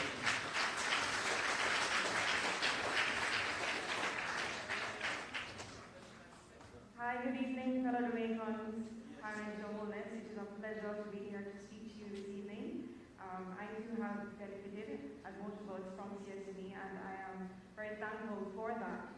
I am Dr. Deandra Romaine, and I am a medical doctor, and I am the co-owner of Roman Medical Services. And we specialize in digital software, medical software, and I noticed that the Ministry of Health is going to embark on the Health Information Management System. And I just want to know where we are in the project, because I know that we haven't really implemented it as yet, right? I would have left in about 2018. I used to work with Sarah, and I have been in dialogue with a lot of doctors there, but I haven't seen any updates regarding that. So I just want to know where we are, and if by chance, have we given thought to the ability to reduce public debt and accountability through direct measurement of key healthcare performance metrics? Because our company specializes in medical software. However, we like our clients to actually benefit economically from it, gain revenue, right? And we have reviewed the strategic plan for the HIMS system, and we noticed that it was projected to be so about 2018, it was projected to have about 18 million US, and we know that we can develop software that is a fraction of the cost. So we wanted to know how we would be able to speak to the Ministry of Health, to Mr. Tufton or yourself, to see how we can integrate something that would be financially beneficial to Jamaica. Because I know you spoke a lot about the economics of Jamaica, and that is where you want to embark on. That is your mantra, your manifest, right? So we wanted to assist you in that, and we'd like to be in dialogue with you further to see how we can do that. Thank you. I noticed Minister Johnson Smith is writing, so she may get an update from Minister Tufton. But it's not something that I immediately have an answer for. That's so fine. I'll ask Minister Johnson Smith to try and send Minister Tufton a note. Maybe he can. Okay. We'd love to speak further on the matter. Thank you very much. Or Merle might speak with you.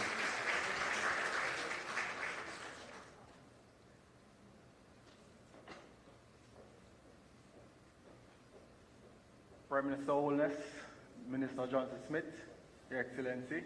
Good evening, everyone. All right, Mr. Prime Minister, I'm Adrian Palmer, physiotherapist by profession, and I am also here to speak to the issue on health in terms of locally and also back home. So let me start locally here. We have a lot of Jamaicans here, some on CSME, some might have work permits. There's a policy here in Trinidad and Tobago where healthcare, especially via the public system, is mostly extended to nationals. And as locals, we could gain healthcare like for emergency, just for stabilization, or for things like maternal care, immunizations, and that's it. So we have a lot of persons here. Some might not be successful to have a big business or, or have a quote-unquote proper job. And when they become ill and they need healthcare, they don't have insurance. Medical care in Trinidad is not cheap, to be honest. They cannot receive the care. And some persons would have come here to work, so that they could send back money home to feed their families and so on. When they become ill, some have to find their way back home because they cannot access healthcare here. I am happy that you're having the conversations with Prime Minister Keith Rowley. As you discuss these issues, it's important. I know it's their policy and their country, but we have persons here, we're paying health charge, we're paying all our taxes, and I think we should benefit from the full extent of the health system here because we're living here.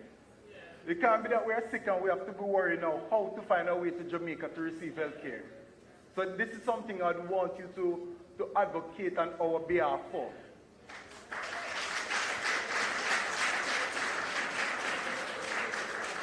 In the local context, I realize that the ministry is the Ministry of Health and Wellness. I noticed before the pandemic there was a drive for wellness. And I know that with COVID, things are dimmed down a bit. But even with this, I think there's more that needs to be done. Because when I look at the figures, Jamaica has one of the highest rates for diabetes and other non-communicable diseases. I see even where the mortality rate from CVAs, or what we call stroke, is practically double the murder rate. So it is indeed a problem. But we don't see where the Jamaican government is aggressive enough to implement policies that drive wellness. I hear the minister mentioning about getting more medication available for stroke patients. I don't think we should be focusing just on getting more medications, but we need more wellness, because in my opinion, prevention is still better than cure. Because when we look, and from an economic standpoint, the more ill and disabled people we have less people who are able to work and to become productive. So I think it's full time we start to look into policies that encourage better eating, more physical activity, and these kind of things. We're talking about it, but we are not seeing it. And those are just my two contributions.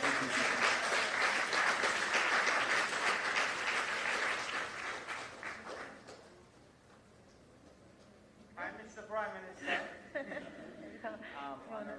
This is my wife, Michelle, and I. We are welcoming you to Trinidad and Tobago. Anyway, good night. Well, he beat me to it because actually he wasn't coming up and he was too nervous, and then I come on. But good night, Prime Minister and ministers. I'm pretty anxious and nervous, but I just say I'm glad to be here. We are all glad to be here. My sister Alison is here as well. And I am a Trinidadian because I am married to a Jamaican. So I tell myself I'm a Trinidadian, right? And I'm just saying that I wanted to elaborate on certain things when coming to the embassy, and my heart goes to a lot of people, not just Jamaicans, but a lot of people that come here and it's the line and the paperwork and oh my gosh. And it really hurt my heart because when I went to Jamaica and I spent 4 months in Jamaica, a matter of fact, it's like they wanted to give me a passport right in the airport. So I was like, man, why do they make it so hard here? So I don't know, it's like you can, well, you and Mr. Keith Rowley come together and only can really try and make something, because I find as Caribbean island, we shouldn't really have that unity, and we shouldn't have this set of red tape. We don't have to go through all that through America and other places. It shouldn't be like that when coming to the Caribbean islands.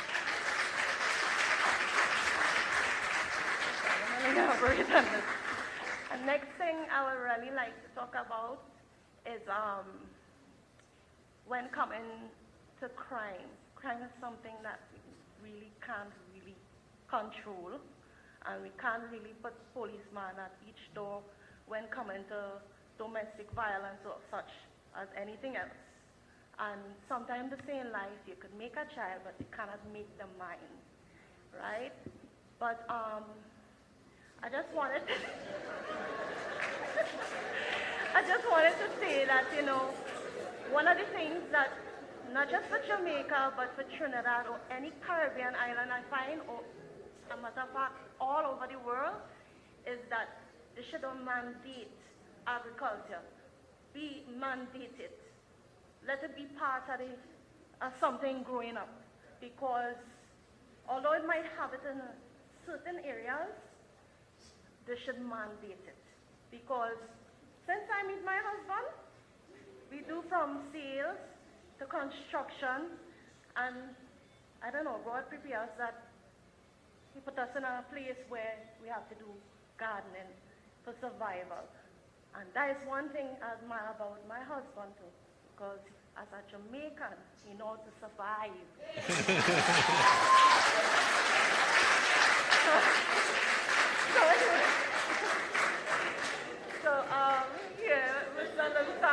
Honorable Prime Minister, I just want to say that welcome to Trinidad, sir, but I think there's a topic we all missed tonight, although everything that we have mentioned here is vital and important. We must talk about energy for the next generation. We have to talk about solar energy, wind farming. You see, this oil thing going to run out one day, you know. And we have to put ourselves prepared from now. And I think this is a topic the whole world should be looking into. And my message will be short tonight, but it's very, very, very necessary. Thanks, everybody. I just want to say one more thing, and please do not shoot me. But I just want to say, Prime Minister, man, is the first good-looking Prime Minister I've seen in a long time. Thank you.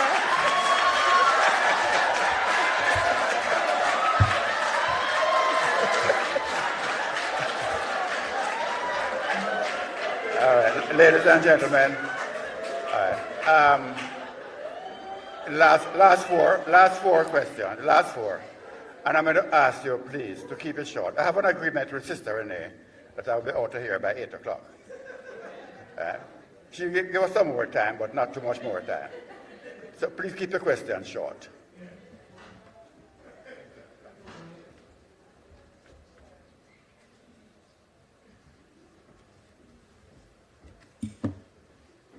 Good evening, Prime Minister Holnett. Good evening, Mr. Smith. Good evening, Commissioner Williams. My name is Norma Isaacs. I came here 39 years ago on the behest of the Trinidad and Tobago government. I was brought on here on contract to be a land surveyor or retired land surveyor. Anyway, long story short, I got my residency in 1987. After that, I have a national ID, I have a health insurance, medical health. I presently get old age pension, NIS pension from the government of Trinidad and Tobago. Anyway, because I had a totally disabled daughter, although I had residency, I didn't pursue getting citizenship. Sorry, my head going. I didn't pursue getting citizenship, but I enjoy everything here as a citizen. I get medical, everything. I get CDAP, everything. In 2015, each year when I get my passport, they would just exchange the stamp at the airport. In 2015, when I came in, the immigration officer looked at me and said, "We're no longer doing this at the airport." And he stamped my passport. He gave me 6 months. So I had to start the process all over again. I have a friend who is an Englishman, and he had just changed his passport. Like myself, he's a resident. And so I told him about it because they were going to travel. And he came back and they transferred the stamp at the airport, while I had to start the process all over again. Mind you, as I said, I am getting pension, I have a national ID, right? When I went in and I asked the immigration officer, why is it? Because this happened to my friend. She said, well, you know, you're Jamaicans giving us problems at the airport. The point I'm trying to make now is that there are times when we are discriminated against because we are Jamaicans, right? Because we are Jamaicans. I have had my residency from 1987 to now, right? I'm not yet a citizen. I have applied for it. And they go through the thing, you have to get letters from 3 prominent citizens. I decided, okay, I'll get a letter from the district superintendent of the Nazarene church that I attend. I got a letter from a lecturer at UWI, and I got a letter from somebody at the judiciary. And when I took it in, the immigration officer looked at me and said, hey, UWI lecturer, you know people? I said, no. They know me, right? Because she could write in the letter that she has known me for 30-something years, and she knows that I have not been out of the country. The other person in the judiciary, again, he said the same thing. You know big people. I said, no, they know me. He could write that he knows me for 19 years. So I empathize with that lady, because I understand what's going on. right? I understand, and that needs to be addressed. When we come in from immigration, I mean, they took away my things and gave me 6 months in the country. I have property here, you know. I own the house I live in, and I also have 15 acres of land somewhere in the country. So I have property, and I won't mention the $1 million I have in the bank, right? But they took it away. So please, proper authority, because we should not be discriminated against here. Okay? Thank you very much.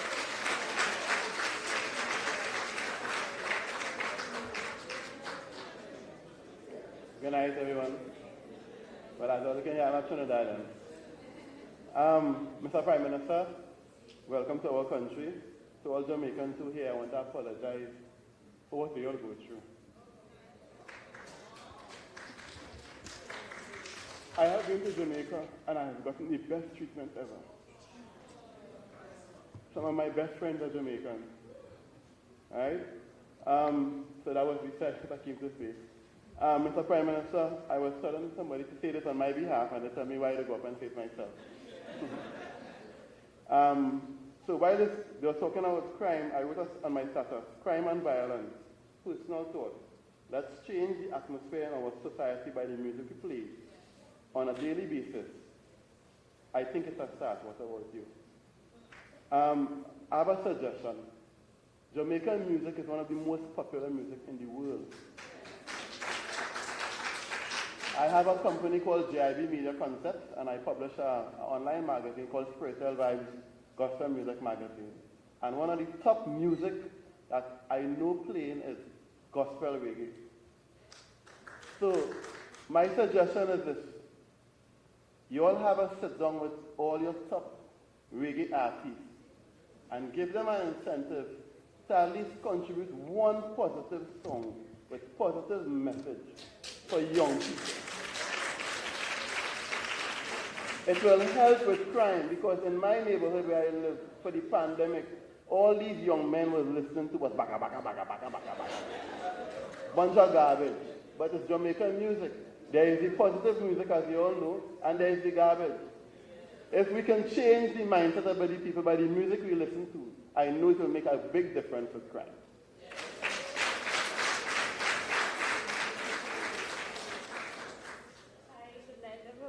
Nice to meet you, Mr. Prime Minister. My comment and recommendation is in response to what Ms. Indira said. Now, I'm Yalisa. I'm a school social worker attached to the Ministry of Education. Now, I think that we can be more proactive as opposed to reactive by having school social workers in schools in Jamaica so that we can address some of the social issues that exist when they're young, to prevent crime and violence and all the things that come with that. So it's just a recommendation. Thank you.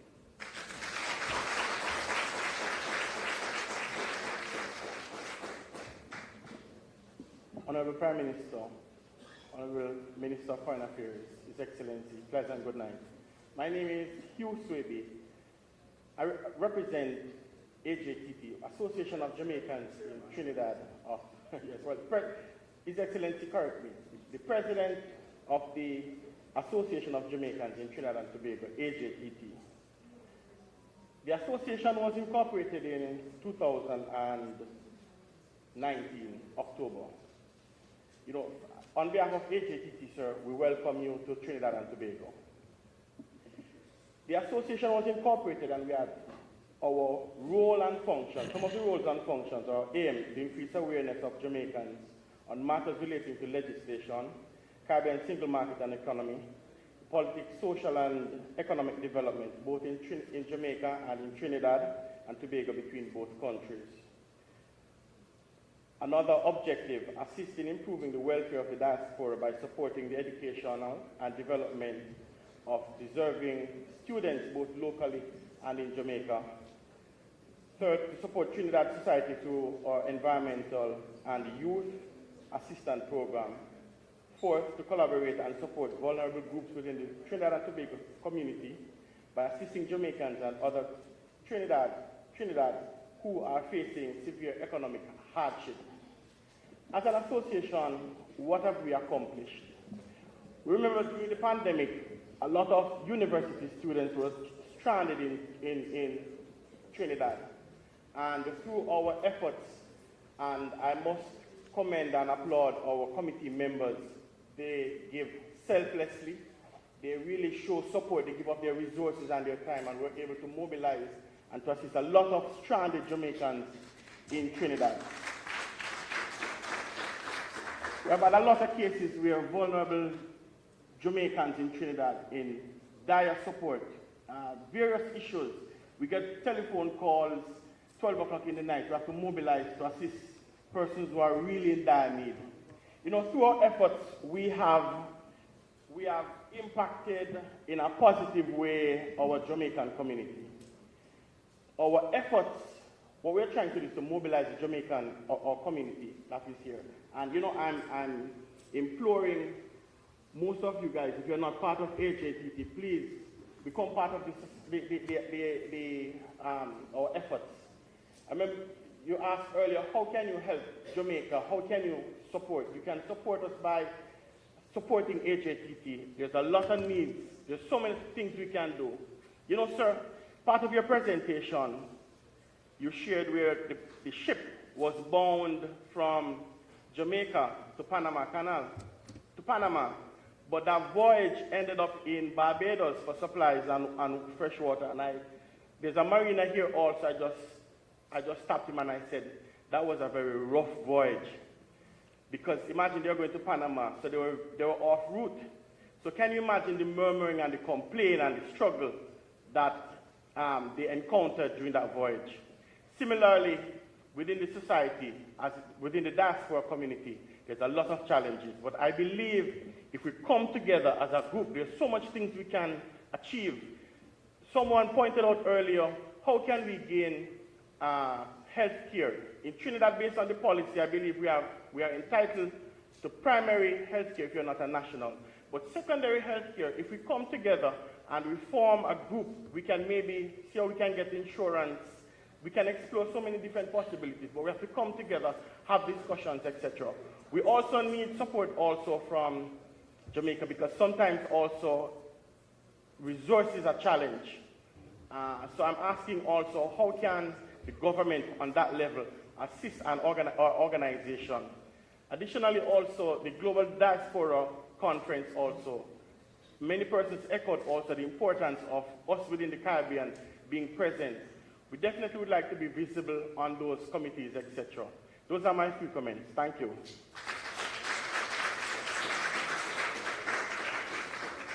So we had about 20 questions. So immediately I'm going to ask for your pardon for those who have asked questions and those who are waiting for answers if I am not able to answer everything in depth or specifically. And for those that are most difficult, I will turn them over to Minister Johnson-Smith. All right, so let's start with some questions I will concatenate because they are joined together in the query. So one person asked about why don't we develop a program to attract the diaspora? And then another person asked, you know, what can I do for my country? You recall those two questions. What can I do? Firstly, we don't have a specific program to say invite members of the diaspora to come back and teach, one thing that comes to mind, or to come back and give some time in nursing. But we do have a general program of persons who want to come back to Jamaica, relocate from where they were working or lived for many years. And there are some provisions for duty concessions and the like to relocate your home to Jamaica, so you can bring back your furniture, your car, and so forth. So there's that in place. However, the Minister of Health is developing a program that would see the return of nurses who left Jamaica, migrated many years, are now working in the United States, to facilitate their partial return to give service and then go back. So they're working on programs where nurses overseas can give back. It's still in the embryonic stages, and I will allow Minister Tufton to give more details on that. But let me say to all of you here that we want you to come back to Jamaica. We want you to give back to Jamaica. But here's what I would say to you. Until you have found the pathway to come back, some of you have 13 acres of land somewhere and $1 million in the bank account. And you may not be able to return to Jamaica. Some persons have found love here and are settled and would not be able to return. Have their family here. I'm looking at my aunt and uncle in the audience. Yes, I have family in Trinidad and Tobago. So, you know, you are still part of our family. You're still Jamaicans. You're just living elsewhere. But if you were to say to me, which you just said, tell me one thing that I can do. Right now, I would say, invest in Jamaica. And let me tell you why. Jamaica has the most liberal and transparent financial and capital market in the region.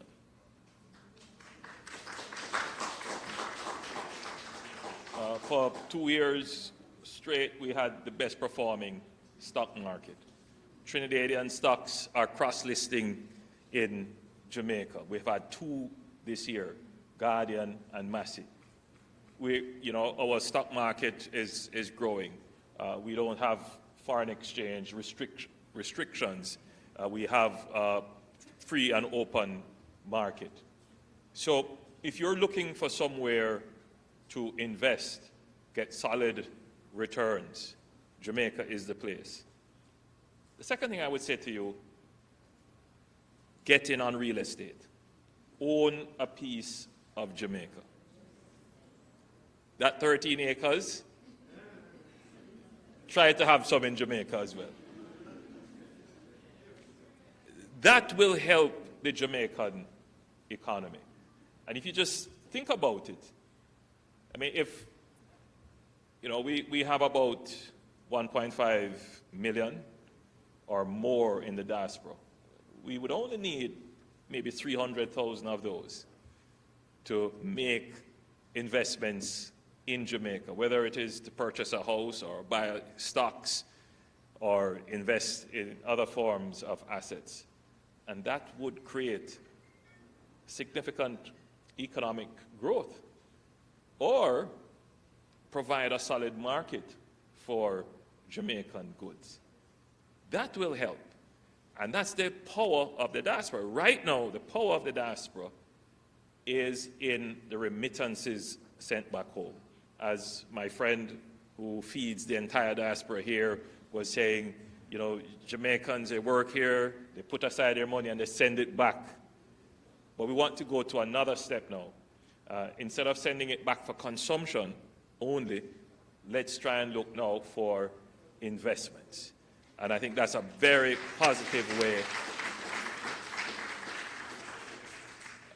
to get a stake and a say in the Jamaican economy and how the Jamaican economy evolves. Questions and suggestions were raised about GSAT, high school, parenting, and a very interesting perspective that, GSAT is almost violence to the student. And for many parents and students probably felt that way. Just to bring up to date, for 2 years now, the government of Jamaica has changed from the GSAT system. What we now have is a program called PEP, the Primary Education Exit Profile. And that exam it's not just one exam. So the pressure on the student to perform well on one exam has been removed. They're judged over, I believe it's, Minister, help me, is it 2 years? They're judged grade 4 to 6, right? So they're judged over the course of their upper primary years. And so that's a fairer exam and less pressure. It does not, the exam, it's not the problem. The problem is the lack of what is called quality spaces. So there is a high level of competition for quality spaces. The quality spaces determine your life chances. The high school you get into determines your life chance. I suspect it might be similar in Trinidad. So the issue is not the exam. You would need the exam. The exam wouldn't be necessary if there did need to be rationing. Right? The education system that we have tries to pair the brightest students with the best space, the best education. Now that may sound efficient, but it may not be equitable. All right? So what it does, it creates a dual society where some people have great opportunities and can matriculate anywhere they go and do well anywhere they go, and others continue the eternal struggle. So we are transforming the education system to improve the quality of secondary education to ensure that this terrible competition that we have for the best education space does not reinforce the social inequity in the society. That's the real issue. But the point about violence and treating with it in schools, with social workers, with psychiatrists and so forth, this is what our National Commission for the Prevention of Violence is all about. We have to build out an entirely new infrastructure that works in parallel with the security forces. So for the last 6 years of my administration, we have focused on building out the security forces. This administration has spent more money on national security than any other administration before, and I can say that without fear, favor, without contradiction. Right? We have spent what we have spent on the JCF, on the JDF, and others to build capacity.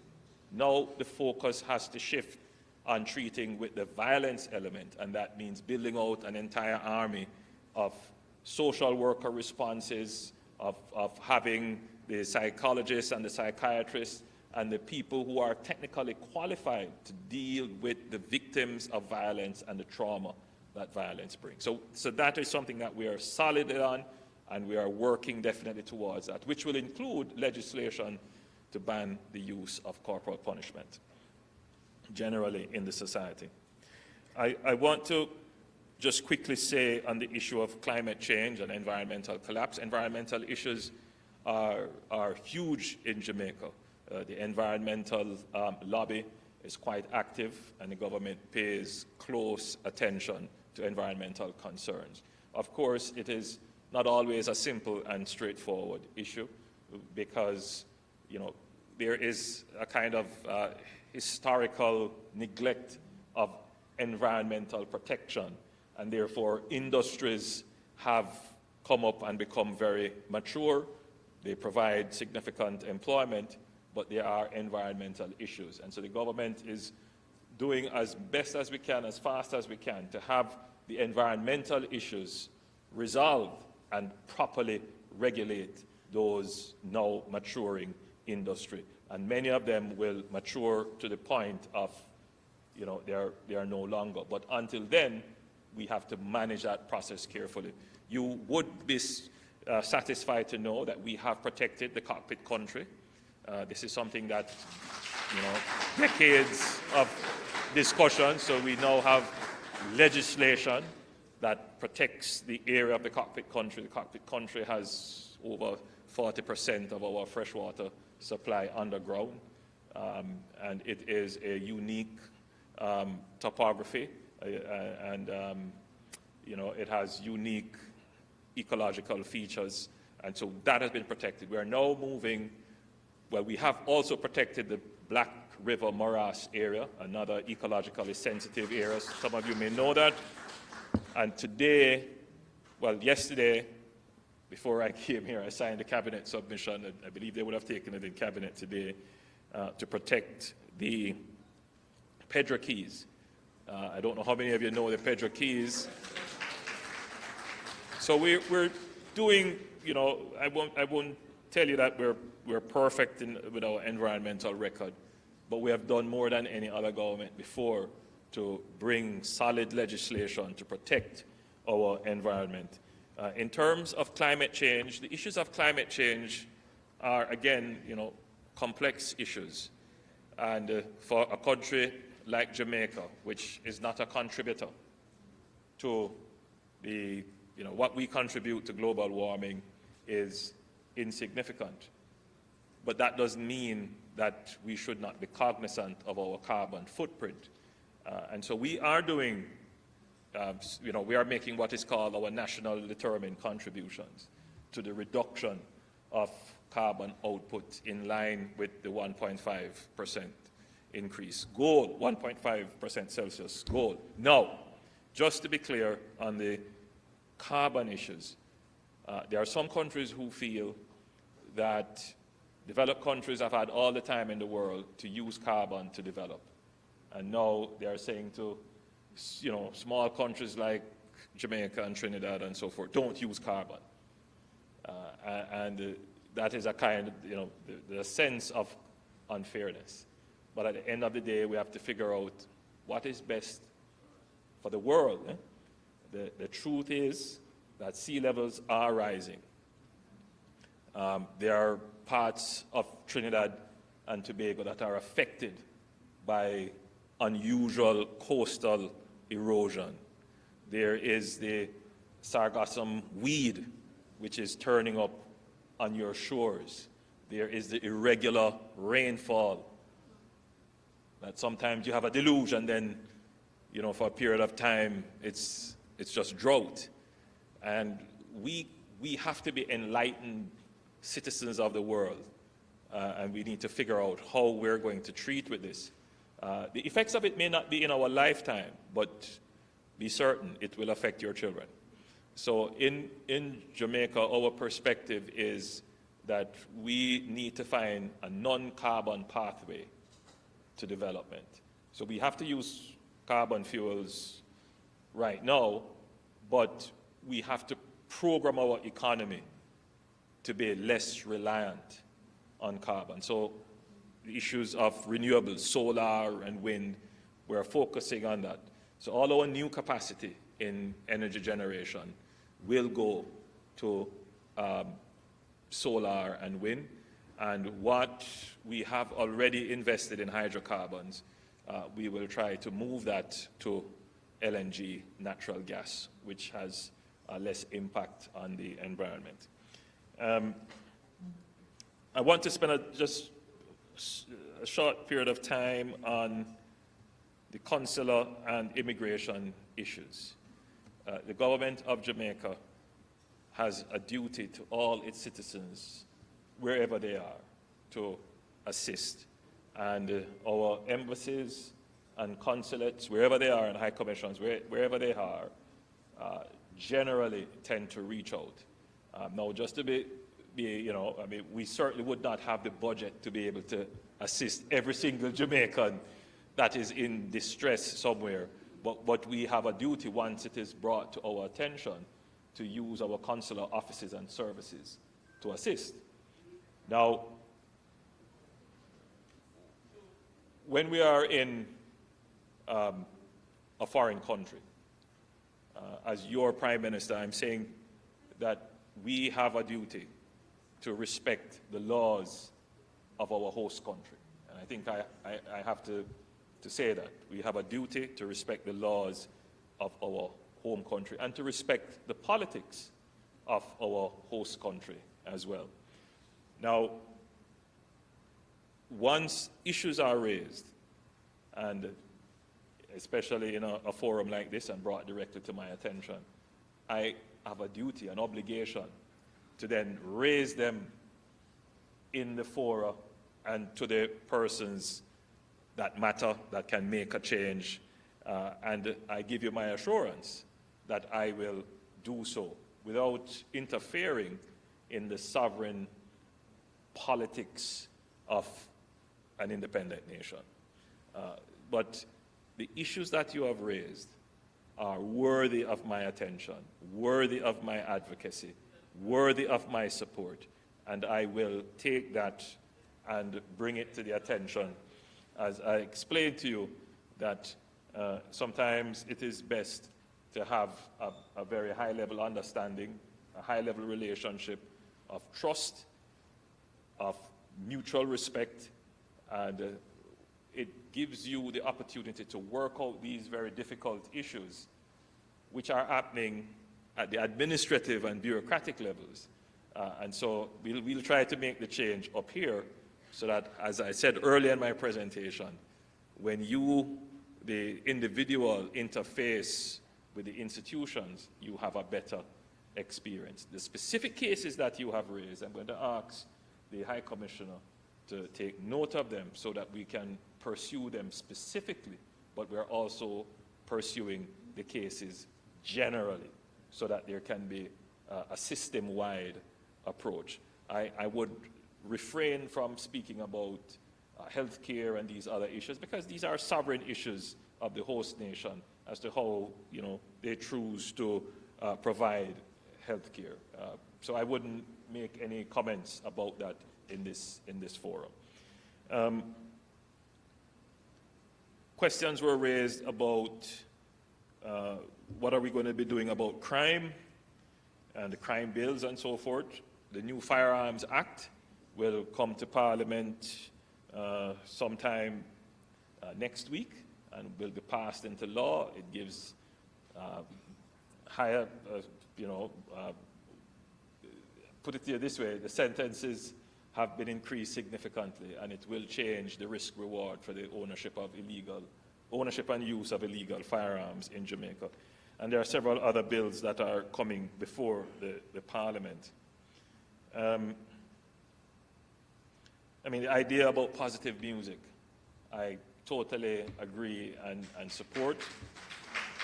We have been in dialogue with many of our musicians and artists, and they tell me that they make positive music. The problem is the radio stations don't play it, and people don't buy it on Spotify and so forth. So there really needs to be a greater promotion, I would suspect, of the positive music that is being made. On the matter of the NCDs, Minister Tufton created the concept of Jamaica Moves, and he took it to the Caribbean and created Caribbean Moves. I suspect there might even be a TNT move, a TT Moves, because we recognize, and the gentleman who spoke, you're so right, we can't continue be spending all of this money on the curative side when we need to be spending on the preventative side. And that is being done. Even I fall into the lapse of no exercise, and I recognize that that is not good. So I'm going to start back my exercise. But yes, we do have this program of encouraging the exercise of Jamaicans for 30 minutes, at least every day. Are there any other matters that I would have left off? I think I've covered agriculture. We commend the move, and we are also participating. Our Minister of Agriculture was here in terms of this move to have greater self-reliance and resilience for agriculture within the region. And Jamaica, of course, supports, endorses, and will participate in that. And so I think I've covered most, if not all, the topics.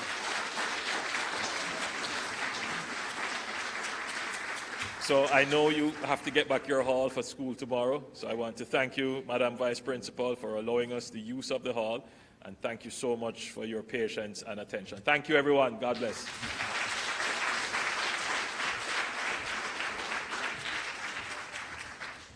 Thank you, Prime Minister. without keeping us too much longer, Mr. Johnson Smith has just two things to make some remarks about.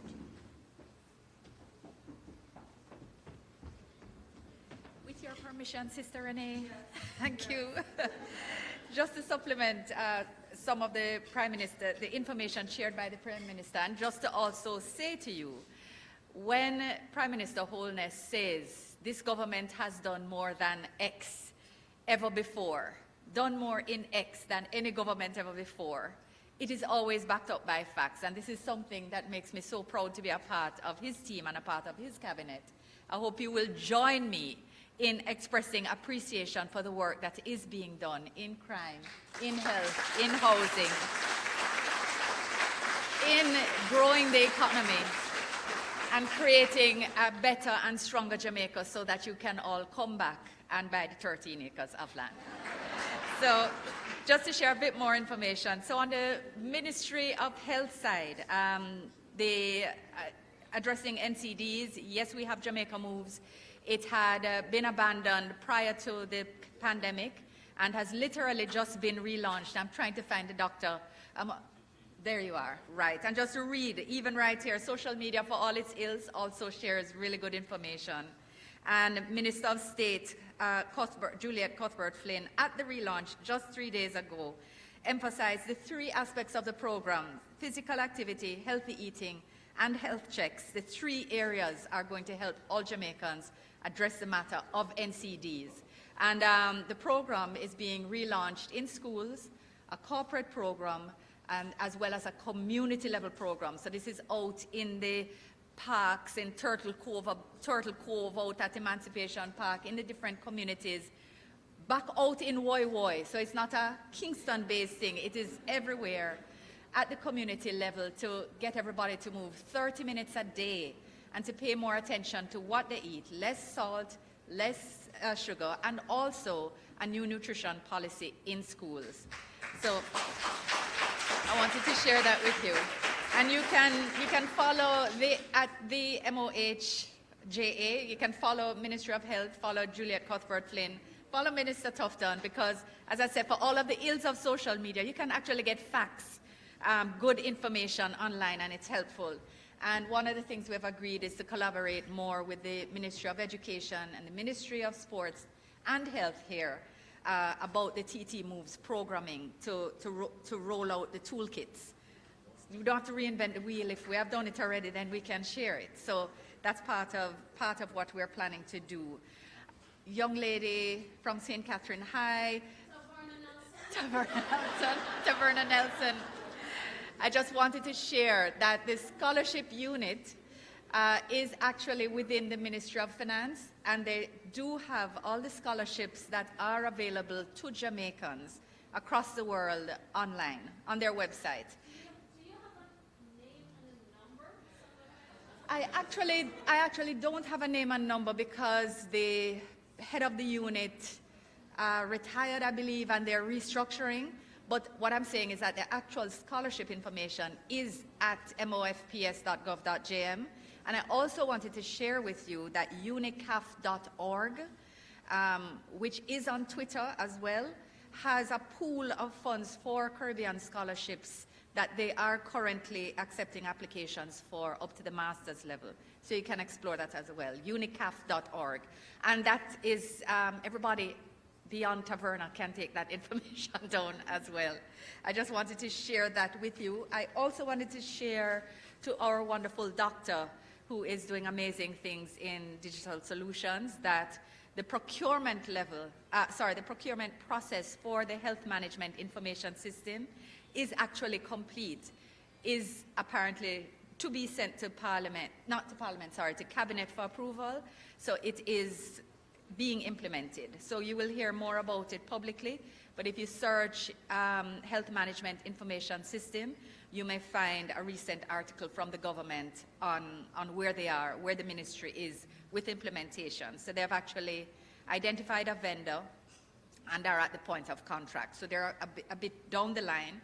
I don't know if there's another point of intersection for you in terms of sharing in what is to be done. 25 by 25, reducing the importation bill. Just to share with you that there's a lot. Where's Mr. Trinjam? And congratulations on how much you value your employees and how you measure your success. It really, yeah, very good stuff.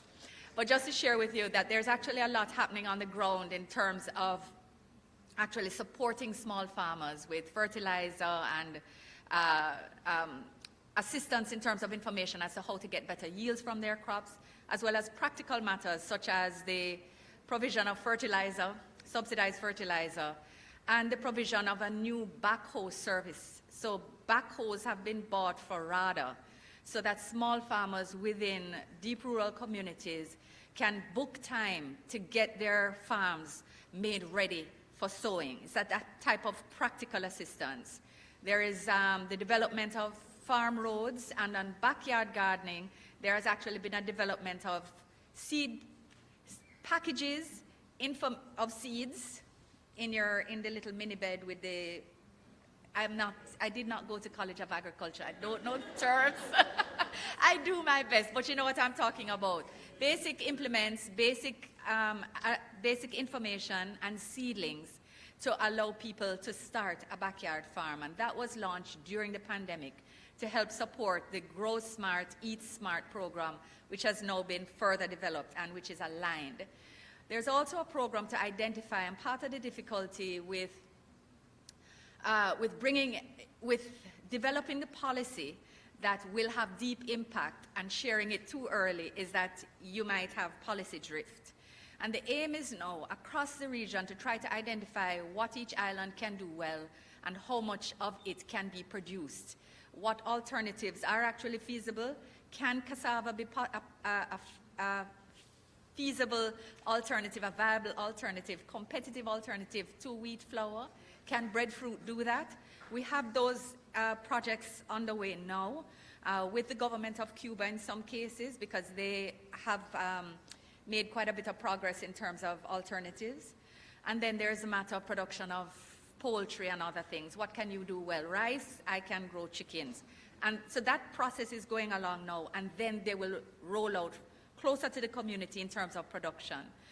So we're still at that policy level, but the need to bring people along with governments on this is absolutely critical. So thank you for emphasizing that point.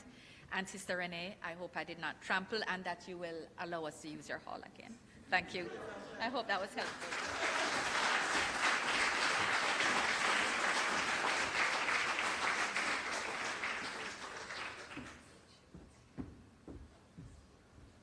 Thank you, Mr. Johnson-Smith. I wanted to say, in response to the whole matter of the long delay in approving applications for permanent residency, that